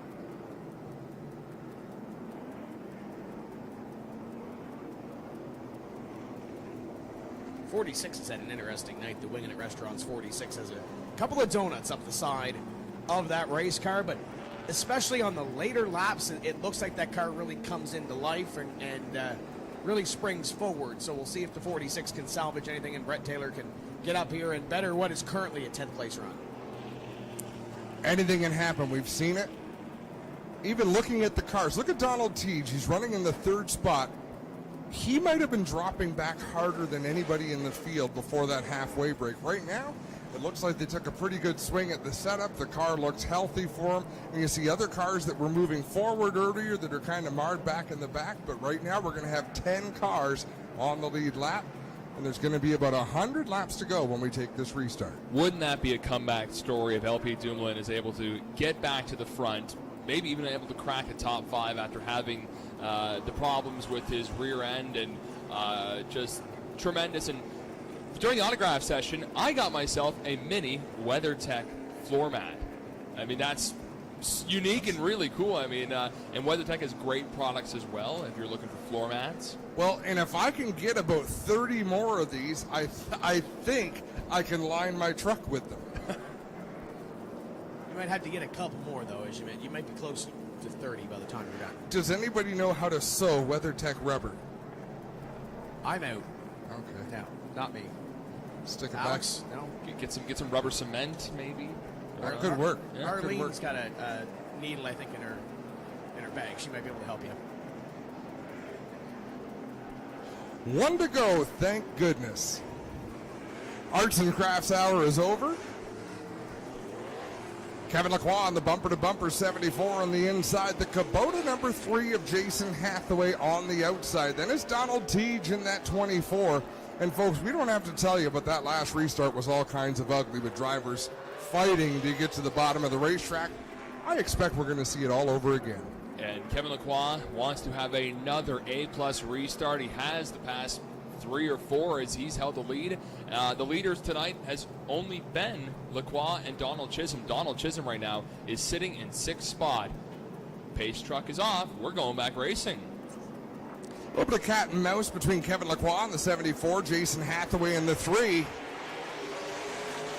Wow, Hathaway Hathaway and his spotter, Jeff Gutler, they've got a great relationship, and boy, oh boy, I'd love to know if Gutler said clear low on that case or if Hathaway just did it. Maybe clear enough as the top two get single file, and DJ Kennington still fighting that outside line. Tags taking a beat to the inside, and Kennington trying to roll the top on Donald Teach. He won't get there. Teach moves to third. 2 races in 1 there. Kennington would love to make that pass, but if not, he wants to position Tagliani in a way that he slows him down, that he can come across the nose of Tagliani and take that spot. But right now, he's in tough.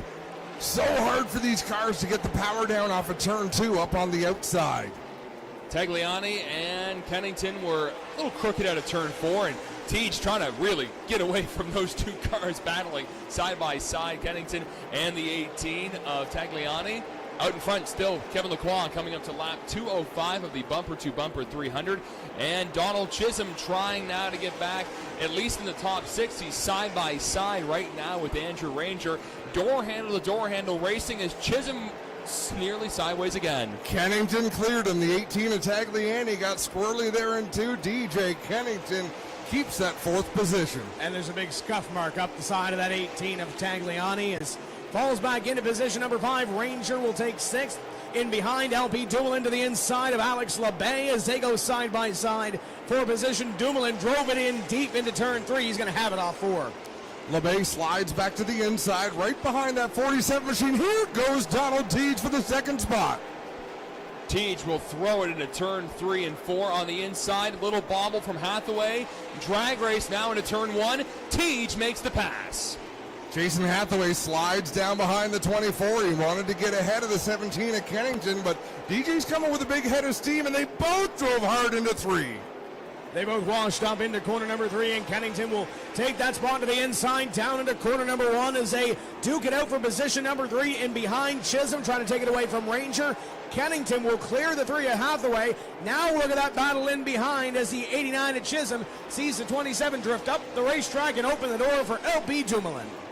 Opportunity is knocking for Kevin Lacroix, Alex Tagliani, LP Dumoulin, who are trying to gain points on the 27 of Andrew Ranger. Lacroix, he is doing everything he needs to do, but let's keep in mind, Tagliani and Dumoulin also trying to get into title contention is Donald Chisholm with a big wiggle.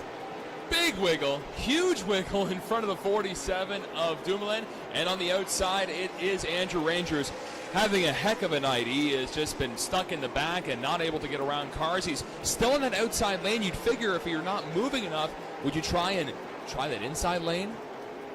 Ranger, I don't know. You would think that you would, but he gets himself into a position where he's got a nice rhythm up there. We may say later on in a late race restart, Andrew Ranger uses the outside to pass his way to the front. I mean, you just never know how these races might unfold. He's fallen in behind the 47 of LP Dumoulin for the time being, and LP taking a look at Donald Chisholm for that spot. Chisholm had that moment off of corner number 2 a few laps ago and caught that car, but lost a lot of ground to Alex Tagliani, about 2 lengths. Now is that Rona EpiPen number 18 up ahead of the Celtic Ford number 89. As for the moment, we work single file around this Riverside International Speedway. 2:16 completed this time in the bumper-to-bumper 300. Right now, Donald Teach is just a hair faster than Kevin Lacroix, and we're talking not even a tenth, but the 24 Teach is the fastest car on the racetrack. Is contact between Dumoulin and Chisholm.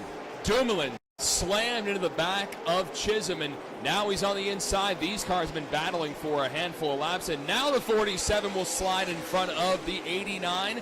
Now Donald Chisholm sits in 7th, and long train running, long train of cars here at Riverside, back to single file racing all around the track.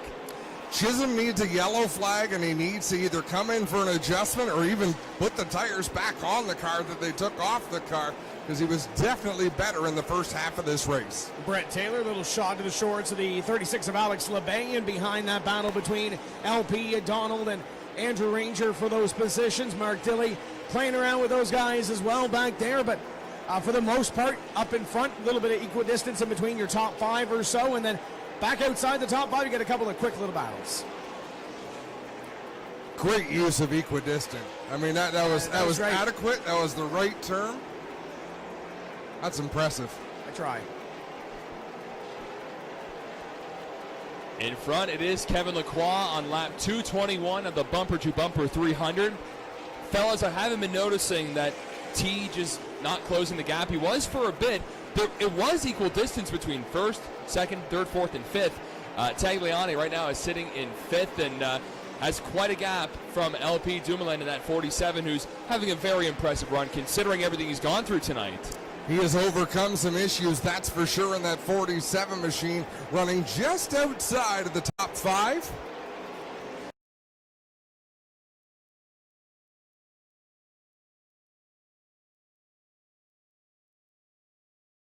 Just 6 laps to go when they Closing in 5 to go in this bumper-to-bumper 300. And for the most part, everybody's found a race right now. That 17 of DJ Kennington trying to reel in the 24 of Donald Teach, the 3 of Jason Hathaway there as well. Tags running by himself right now in position number 5, and then a little ways back to LP Dumoulin. It looks like Dumoulin continues to be on the move, but he's got to get up on the wheel to get up to that 18 of Tagliani. Seeing a lot of sparks again out of the 0-4 machine. Watch him down into the corner. And it almost looks like it's coming from a different part of the race car than it was earlier. Earlier I swore it was out of the right front. Now it looks like it's coming from the left front. Well, you know Kevin Lacroix doesn't want to get close to that 04 after what happened a handful of laps ago when sliding and stopping out of turn 2 with a heck of a move from Kevin Lacroix in the 74. Top 5 running right now, Lacroix in the 74, Teej in the 24, DJ Kennington the 17's in third, in front of Jason Hathaway, 4th position, and then Hathaway has about a quarter of a straightaway in front of Tagliani. Watching Marc-Antoine Cameron close in on the 64 of Mark Dilley.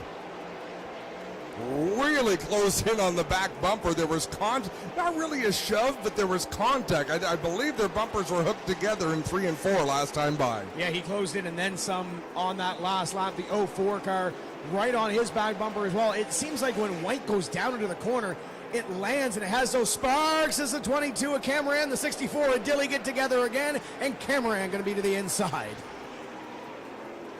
So now Dilley hung up on the high side as Cameron goes by. Here goes Brandon White trying to get by. White almost spun that car out twice in one corner. My heart flutters just watching this battle. And another battle now. Ranger is going to be passed by the 46 of Taylor. Taylor, who was involved with the 04 a little early, pardon me, the 22 a little earlier, working his way back right now, sitting in 9th position. Yeah, Taylor working around the 27. He'll pick up that 8th position, put Ranger back to 9th. Yeah, the 27 of Ranger still on that back bumper, the 46, but Taylor gets that run off of corner number 2 and begins to sprint away a little bit. Dilley and the 04 of White continue to have their little battle on the racetrack, but up in front continues to be Kevin Lacroix, and the 24 of Donald Teach might be trying to chip in a little bit to that lead, but it doesn't look like he's doing a whole lot at this juncture in the race with 2:34 on the leaderboard. Laps clicking away. Kevin Lacroix's opened that gap. It closes in. It changes a bit from maybe 12 to 15 car lengths to 8 to 10 car lengths, but never closer than that, at least not over the last few laps. Well, here comes Kennington. He closed in with about half a car length on the 24 of Teej and throws it in turn 3 once again as they're trying to catch up to Kevin Lacroix. And Lacroix will be approaching the 04 car and the 64 again tonight. Brandon White's in the 04, and then the 64 is Mark Dilley. So could Kevin Lacroix have a problem? Teej spins in front of the 17 and the 3, and no contact. I don't think there was any. Yeah, I don't think there was any contact to start that spin. Now Donald Teej will try to get that car point. Oh, and I don't think that car is running.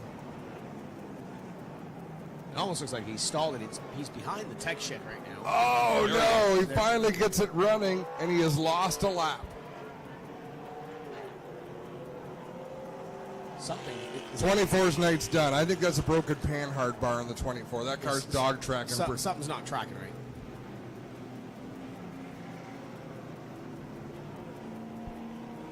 Well, that makes things interesting for sure. The rear end's not tracking right in that car. Oh, yeah. No, I think his night's done, and he's probably realizing that right about now. That left rear tire is as crooked as a question mark right now. It was actually turning in almost as he was coming out of turn 2. And this, with the G-forces at this racetrack, the track bar is what locates the rear end. So when you break a track bar or the track bar mount, that rear end will wash around in the car, and there's no fix for that. At least not at the racetrack anyhow. Yeah, they're going to come in and stop that car in the box, but they're going to be, I'm sure, headed behind the wall here with this one, as the 24 team will at least go to work and take a look at it here on the front end of pit road. And Donald Teague is a passionate man. He's been known to wear his emotion on his sleeve, and that poor, he was gung-ho for this year, and he's come out and said he wanted this to be his final full-time year. He might run some ovals next year. It has just not gone his way this season. And it looked like he was going to go his way tonight. He was fast in practice. He was fast here in the second half of the race, was running up in the top 3, and this is obviously not going to end his the way he wanted to in the 2014. Andrew Ranger was also on pit road there, so now that'll throw him back a few positions. And at the time of the caution, he was in 8th, and now he'll fall back a couple more. Yeah, the free pass is going to go to Mark Dilley, and let's see where Dilley is still a couple laps down to the lead. Even with this free pass, we're going to go 1 to go at the line. There's the Teague number 24 crew trying to assess that race car, but I don't think it's going to be good news. No, they're still looking at the left rear of that race car, but I don't think they're going to be able to get it back out here before we go back to green. It's still on the jack, and there's the high sign from the flag man. We're getting ready to go back to green next time by, so we'll be green on the completion of 2:42. I believe the crew member just gave Donald the universal signal, hand across her throat, that our night is done. Marc-Antoine Cameron coming into the pits in the 22. They'll make a big adjustment on the left rear corner of that machine. Dilley rejoining the field. He'll be beside the 04 of White, and they'll line up here. And now Cameron going back on track as we're going to come around turn 3 and 4. Lights are off that Ram Pace truck. They'll pull in, and we'll restart on lap 242. A new character on the front row, DJ Kennington, that Castrol Edge number 17. Let's see if he can size up Kevin Lacroix and do anything with the driver who has dominated this event. Oh, and you can see Kennington forced his way to the inside in front of Jason Hathaway. Now it's a charge to catch up to Lacroix. Lacroix's had the car to beat so far tonight. Here comes LP Dumoulin, cracking in the top 5 and looking to snag 4th. Again, all these drivers looking to get everything they can out of this race. Alex LeMay up on the outside in that 36 as Donald Chisholm gets a good launch off of turn 2. He'll stick a nose to the inside of Dumoulin, now tucked back in line. Trying to get everything they can on this restart. The 36 of LeBay took a look to the outside of Chisholm, couldn't get there. Chisholm to the back bumper of LP Dumoulin. They're single file for the time being, and look at that, the 17 of DJ Kennington putting up a little bit of a fight up in front to Kevin Lacroix. As Lacroix drives off of corner number 4. He's got some superior drive off here in that 74 car. It is almost time to go for DJ Kennington. Still 55 laps left, so there's no desperation here, but he wants to keep pace with the 74 of Lacroix. The good news is in his rearview mirror, that 3 of Jason Hathaway is getting smaller and smaller. And he's battling with a legendary Canadian driver, Alex Tagliani. LP Dumoulin is in 5th right now with Donald Chisholm on his tail in 6th spot after that. Well, it's a Brady bunch with a bunch of cars all bunched up together. Lap 247 of the bumper-to-bumper 300. I was noticing some contact and a wiggle from Donald Chisholm again out of turn 2. Yeah, Donald Chisholm has had a couple of, oh my goodness, moments coming up off of turn 2 in that Nova Construction Celtic Ford number 89. That last lap was another one. Oh, bottles for Brett Taylor in the 46. I believe a flat right front tire on the Winging It sponsored entry. He'll bring it down to pit road. Will stay green. It continues to be up in front. The 74 Kevin Lacroix pulling away from the 17 of DJ Kennington. Single file all the way back to LeBay and Ranger as they go at it for position number 7 down into corner number 3. Looks like that 27 will take the spot. Sportsmanlike move by the driver of the number 46 to bring that car into the pits, the Ed Hackinson Racing team. going to work to change that right front tire. They'll get the emergency tire on there and get Brett Taylor back out onto the racetrack, but he is going to lose at least 3 laps. Could have been disastrous with 49 laps to go. He could have went straight into the wall, which is coming at a turn 2, and we've seen some hard licks. We've seen some hard hits here at Riverside. Lacroix opening up his lead in front of DJ Kennington. Hathaway has been in that 3rd position for probably 90% of this race so far. Tagliani's in 4th. Dumoulin in the 47. He's trying to charge up still in the 5th slot.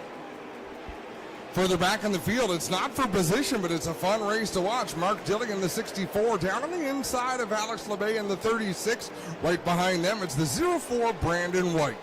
White looking on to that battle in front of him, and it's an intriguing little battle as the 36 LeBay gets sideways off of corner number 4. Great little tilt back there, as you mentioned, Adam, not for position, but still very entertaining here in the final 50 laps of this one. Now Brandon White going to try to go to the inside of LeBay as well. Mark Dilly got around the 36. Now the 04 wants his turn.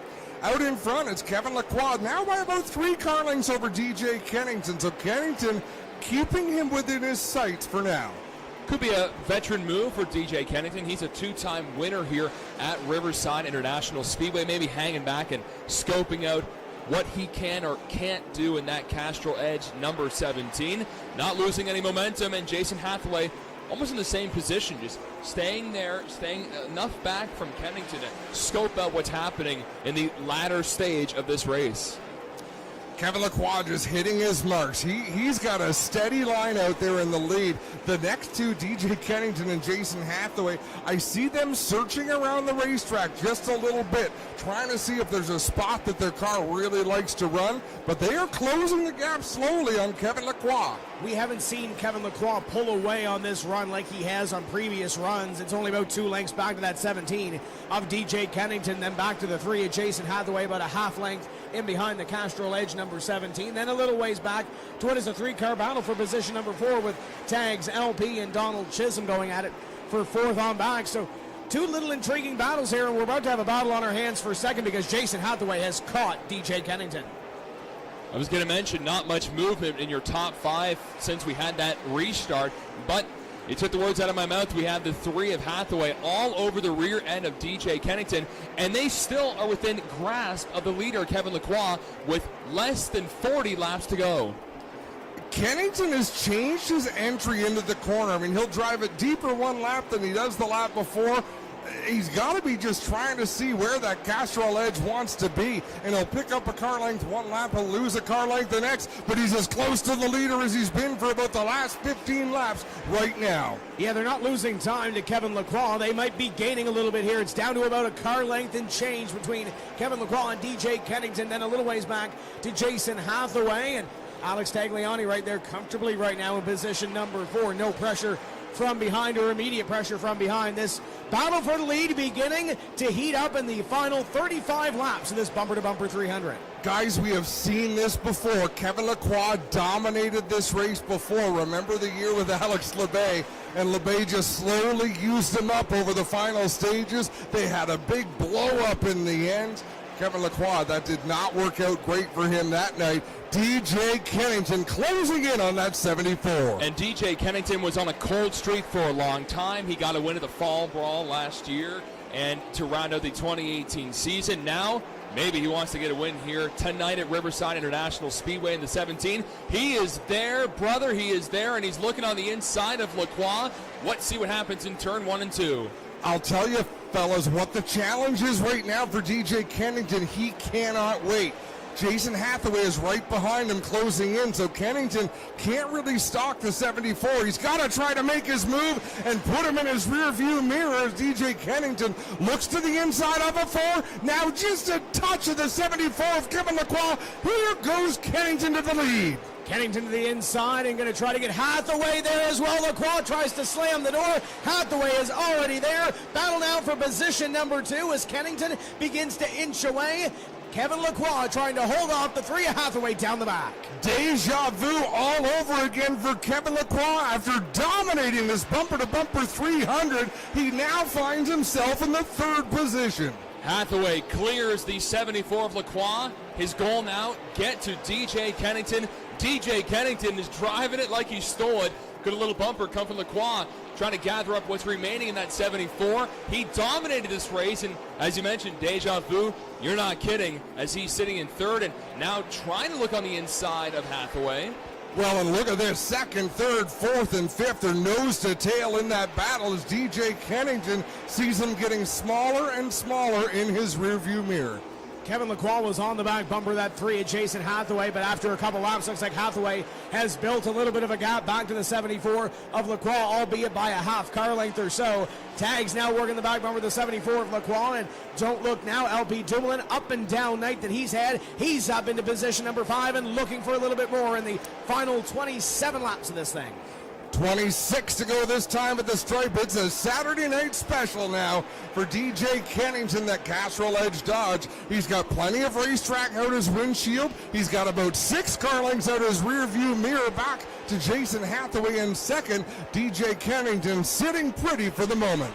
25 laps to go in the bumper-to-bumper 300. Could Hathaway be saving his car for this last stretch? It doesn't appear so yet, but he could be reserving that. Hopefully, in his case, he probably wants to see a caution. Kennington, he does not want to see a caution with 24 to go. These drivers both from southwestern Ontario, one from St. Thomas, one from Appin, Ontario. They had solid runs last week at the GP3R, where great success not necessarily expected out of them. This is where they're expected to shine, and tonight that's exactly what they're doing, running first and second, and Hathaway closing that gap. Yeah, Hathaway got a great drive off of corner number 2 that last time by, but the 17 and DJ Kennington still there. If Hathaway can continue to do that over these next 20 laps and change, he'll be there. The question is how wide does that 17 get as we get closer to the end? Right there in turn 2, Hathaway lost the nose of the race car. He gave up a car length or 2. He seems to make a lot back in 1 and 2, but you can see these drivers constantly having to adjust their line. Let's also keep an eye on the 46 and the 22. They have had their battles tonight already. Hathaway was about 2 car lengths behind, now gets a really good run out of 4, closes in again. You mentioned there, Adam, they're coming up to slower cars, and with 20 laps to go, it could play a huge factor. Car length, and now 2 between the 17 and the 3. Hathaway has the pounds. Does he wait till the last few laps and do that bump and run we've been talking about? Well, if he's close enough, he's going to try it. He's going to try it. DJ Kennington has been on both ends of bumps and runs throughout his career. He knows how to give them. He also knows the best way to defend them. Sometimes you can't defend it, but there are things you can do to make your life a little easier as the race leader. The 3 car and Jason Hathaway, great run there into corner number 1. Kennington pulls back that advantage out of corner number 2, and it looks like they've made a little bit of a gap back to that 74 of Kevin Lacroix, the 18 of Tags, and the 47 of LP Dumoulin, your top 5, as that battle back, which will be on the same straightaway essentially as your leaders, it's still getting intense. So those leaders, see that in the windshield, in the very far distance of the windshield, but it's Alex Labbe holding off White, Taylor, Cameron, and Dilly, and they're racing like it's the last lap, and they're all racing like it's for position. They might be all 5 on different laps. They might be. Hathaway, car length behind Kennington. Now he really closes the gap. Now it looks like Kennington is better out of turn 2, and Hathaway is really good in 3 and 4. There he is. He's about to apply the bumper. He's nearly there as your leaders are going to be coming up to this jam-packed mosh pit in front of them. Hathaway on lap 286, really trying to reel in DJ Kennington. Brandon White and Brett Taylor are racing for position. Everybody else is on different laps. And White is pulling away from Taylor. Taylor's finally been able to get through that traffic, but now there's about 3 lengths in between them. Cameron sails it in on Labbe and makes it stick to the inside. Keep an eye in behind them. There's Hathaway. He's got the nose to the inside. Jason Hathaway digging to the bottom of Kennington. Wow, that was close. He'll give him a push down into turn number 1. Kennington will try to squeeze him down off of 2. There was contact in the middle of 1 and 2. Hathaway's on the inside. Can he get a great run into 4? He can. He shuts the door. 74, new leader, Jason Hathaway. Kennington's going to give him a bit of help down into 1 and 2. Kevin Lacroix is watching this with glee in third place, trying to close in. Kennington gave him a shove in 1 and 2. He wasn't able to get Hathaway up out of the groove, but I don't think he's out of fight just yet. The 3-car, Jason Hathaway, the 17 at Kennington, was able to get there a couple of laps ago, but that might be all it is, as we're inside the final 10 laps. We'll come by this time and have 9 laps remaining, and Jason Hathaway trying to drive away with his bumper-to-bumper 300. Taylor almost around in corner number 2. He goes around. Brett Taylor has spun out, nose to the inside wall. The yellow flag is out. Oh, race fans, we are going to see a finish tonight. DJ Kennington is probably praying to the gods and saying thank you for bringing out that caution. Hathaway, not so much. Okay, I don't know. Let's talk about this. Yeah. Who wanted this yellow flag? I don't think the 3-car Hathaway wanted it, because I think he had a strong enough race car. At least it looked like it on that run to pull away from Kennington. I don't think Hathaway wanted it. I think it almost works out for Kennington if he can get a good restart there, and that's the key if. Kevin Lacroix. Kevin Lacroix would have wanted this restart for sure. Andrew Ranger probably is happy for this restart because something could happen to pick him up a couple of spots. I almost think DJ would have preferred leaving things green. All he had to do is get to the back bumper of the 3. Now he's going to be on the outside of the 3. And, it's going to close in a guy like Donald Chisholm, who was just outside the top 5. He's sitting in position number 6. Something happens here. He might be able to pick up a top 5 position. But this is definitely going to bunch the field up, and we're getting ready for a very entertaining restart to this one. We'll see if Jason Hathaway can hold on, or if DJ Kennington can take that top side. We've seen that top side here on the short run, Adam, really come into play, and it's definitely going to be a short run to the end. Anything can happen. Boy, oh boy, these late race restarts are they're a crapshoot, is really what it boils down to. 8 cars on the lead lap, going back to the 36 of Alex LeBay. The 1 to go signal's been given. Mark Dilley will rejoin the tail of the field. And now it's down to Jason Hathaway in the 3, the 17 of DJ Kennington, and that angry pack of race car drivers behind them. I'm shaking here with excitement. I don't know really what to expect. I don't know how much shoving's going to be happening in turn 1 and turn 3, but we're setting up for a 5 to go shootout here at Riverside International Speedway.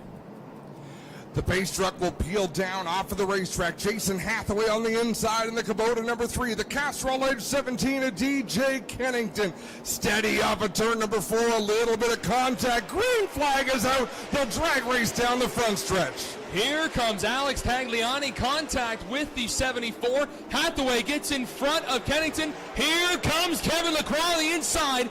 Nudges out the 17 out of the way, and maybe a spin. Chisholm spins in turn 3 and 4. One around in 3 and 4. They cross the stripe, and that's important, but Donald Chisholm has pointed the wrong way. Oh, this could be bad for the leaders as they close in on the 89 of Chisholm, and Jason Hathaway bobbles in the corner. Hathaway all kinds of loose. Kennington in there behind. They'll come up to lap Donald Chisholm. Kevin Lacroix is there as well, single file. How hard do you ship it in if you're DJ Kennington? Hard as it'll go. Oh, contact. Oh, that I don't know why that happened, but hopefully the yellow flag flies. Donald Chisholm pointed the wrong way. We are under yellow. Under yellow.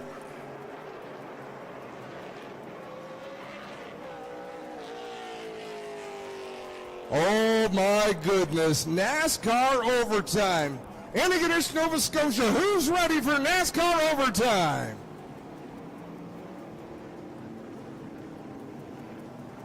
Well, we're ready. I think some of us are. I think they're just stunned with what they just saw here, because I know I'm speechless after Donald Chisholm spins out twice in 2 laps.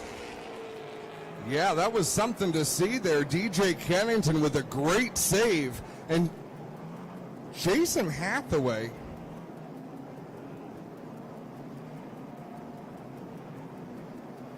So they're saying the 89 was trapped a lap down.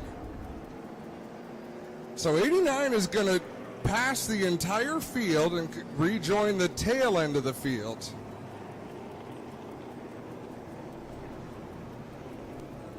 Looking at the transponders,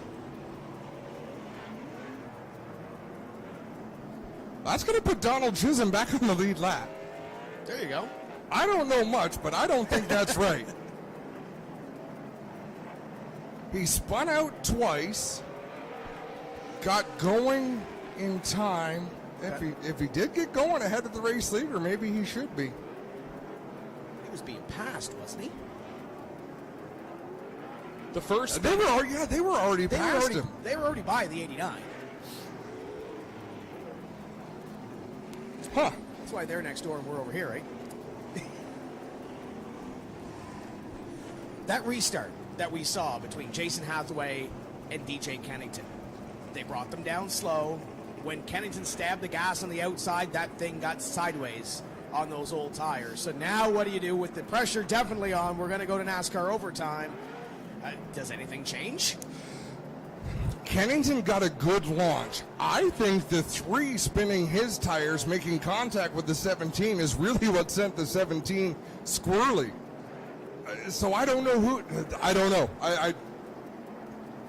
I got nothing. Next time by, we're going to have something, though, as the field will get ready to get doubled up, and we'll send these guys around for a couple more laps for NASCAR overtime. It is a green-white checker finish. The start-finish line is the overtime line. If the white flag flies and the leader crosses under that line, the next flag ends the race. If the yellow flies before the white flag, they have the opportunity to run another green-white checker.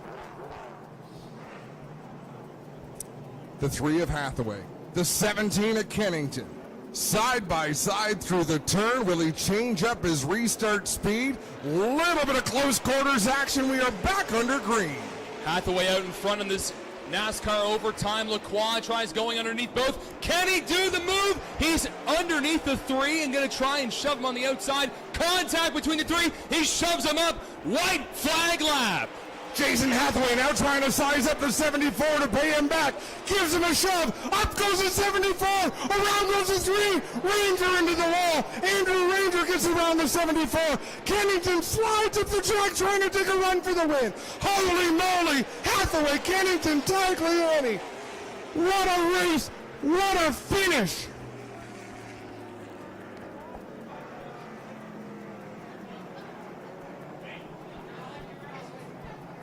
Tim, Well, my first Pinty's race. How was your first Pinty's race? That's a crazy finish. Ladies and gentlemen, Jason Hathaway with a spectacular move to win the bumper-to-bumper 300. And by the way, Kevin Lacroix was leading coming to the white. He finished 6th. Wow. Fitbit is going off. I think I'm at 200 on my heart rate monitor. What a move. What a couple of moves at the end of that race. But Jason Hathaway going to be celebrating in Riverside Victory Lane this evening and bringing that checkered flag around. And Adam Ross and the crew are heading down towards Victory Lane to catch up with driver number 3 and the top finishers here. What a show. Unbelievable. And Jason is a driver who is involved in a pretty nasty wreck here, which took out, 15 pro stocks in a 150-lap race here last June of 2018. This time now he grabs the checkered flag here at the bumper-to-bumper 300.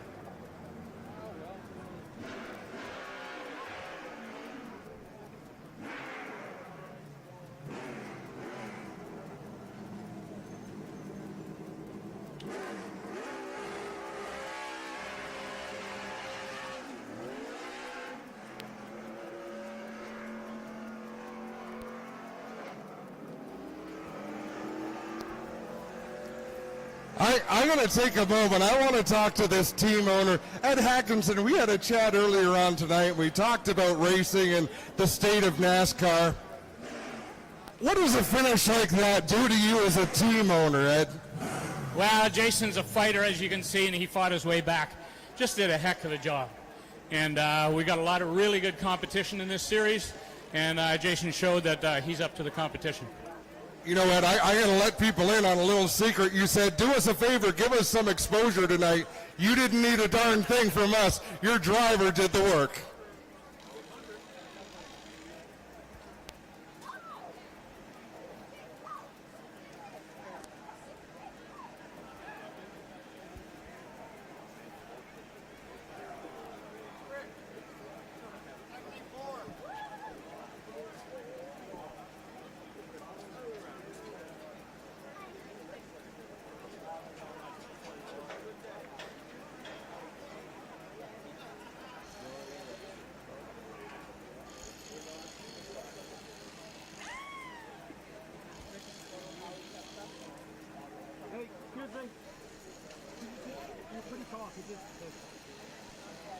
Thank you.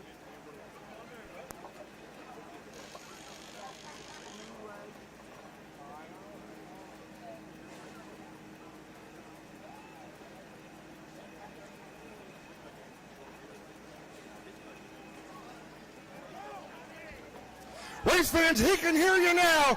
Jason Hathaway, the winner of the Bumper to Bumper 300.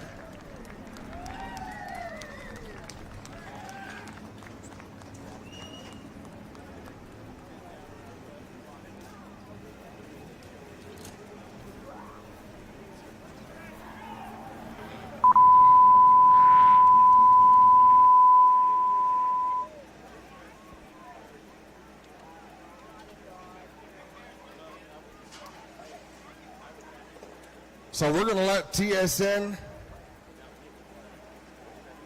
have their word with Jason Hathaway. We're waiting for DJ Kennington and Alex Tagliani to make their way over.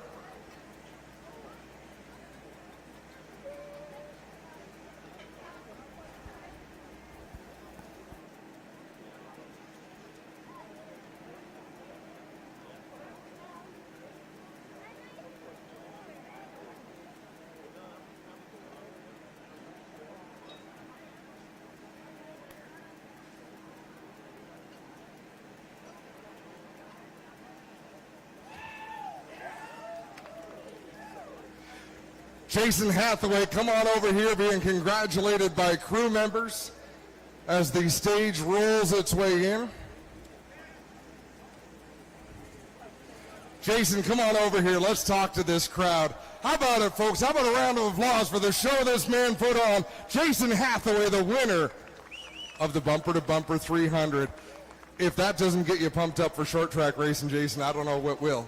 Well, I like to say short track. That's kind of my specialty. I'm not much of a road racer, but we give it a hell of a shot every chance we get. But you know what? I just love coming to this racetrack. The minute we get here, it's almost feels like second home. So pretty special. My boys, I think they doubted me for a bit. You know, Jason, I watched you and DJ Kennington trying to close in on the 74.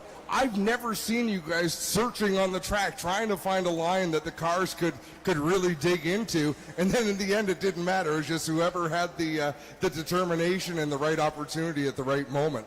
Yeah, these tires are playing a few tricks on a lot of us. I don't really think anybody's really got them under control this year yet, but you're driving it up off the corner every lap. There's no real smooth lap on it. And Deej was holding me off, and I was half a tenth quicker than him, maybe even, and then half a tenth. And, you know, lucky I got him on a restart there and just went after Lacroix there. And he got back by me there, put the bumper to me, got back by me, which is cool. And that's what happens. You get it back and you come for a win.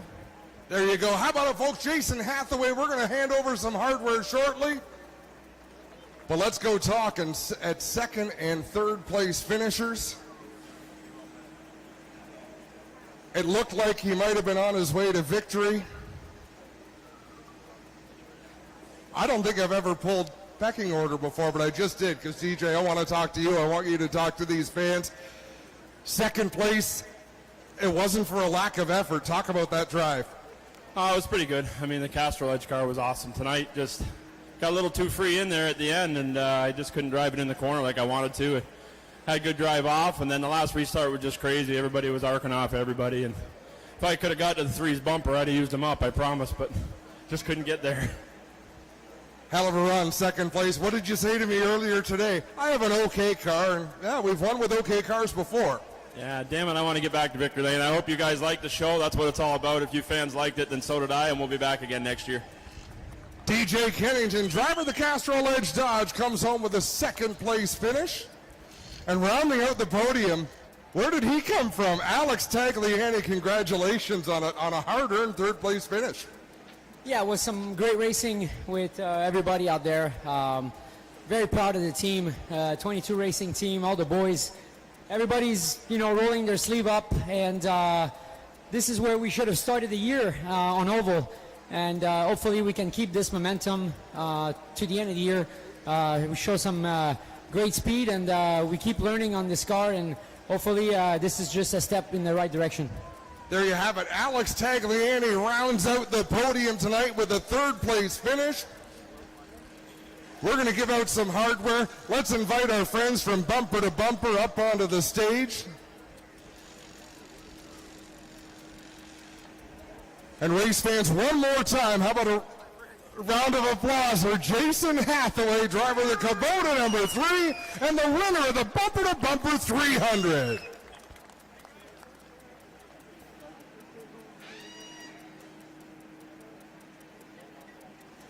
Well, Dylan, Tim, that'll do it from down here trackside. Back to you in the booth. What a show it was. That was the craziest finish I've ever seen in person in my life. That was one of the most wildest Pinty Series races we've seen here before, and that goes up to some of the wildest finishes we've seen here at Riverside in recent memory. Congratulations to Jason Hathaway. We mentioned earlier, Kevin Lacroix led the white flag lap. Kevin Lacroix finished 6th. And Kevin Lacroix dominated this race, got passed by DJ Kennington, fell back to 3rd, and that green-white checkered NASCAR overtime, he sent it, as the kids say these days, they sent it in a turn there to get in front of Hathaway, and Hathaway returned the favor with the bumper, but it wasn't dirty. It was just a racing move. And there's Jason with the trophy on the stage. Congratulations to the Kubota Canada number 3 team.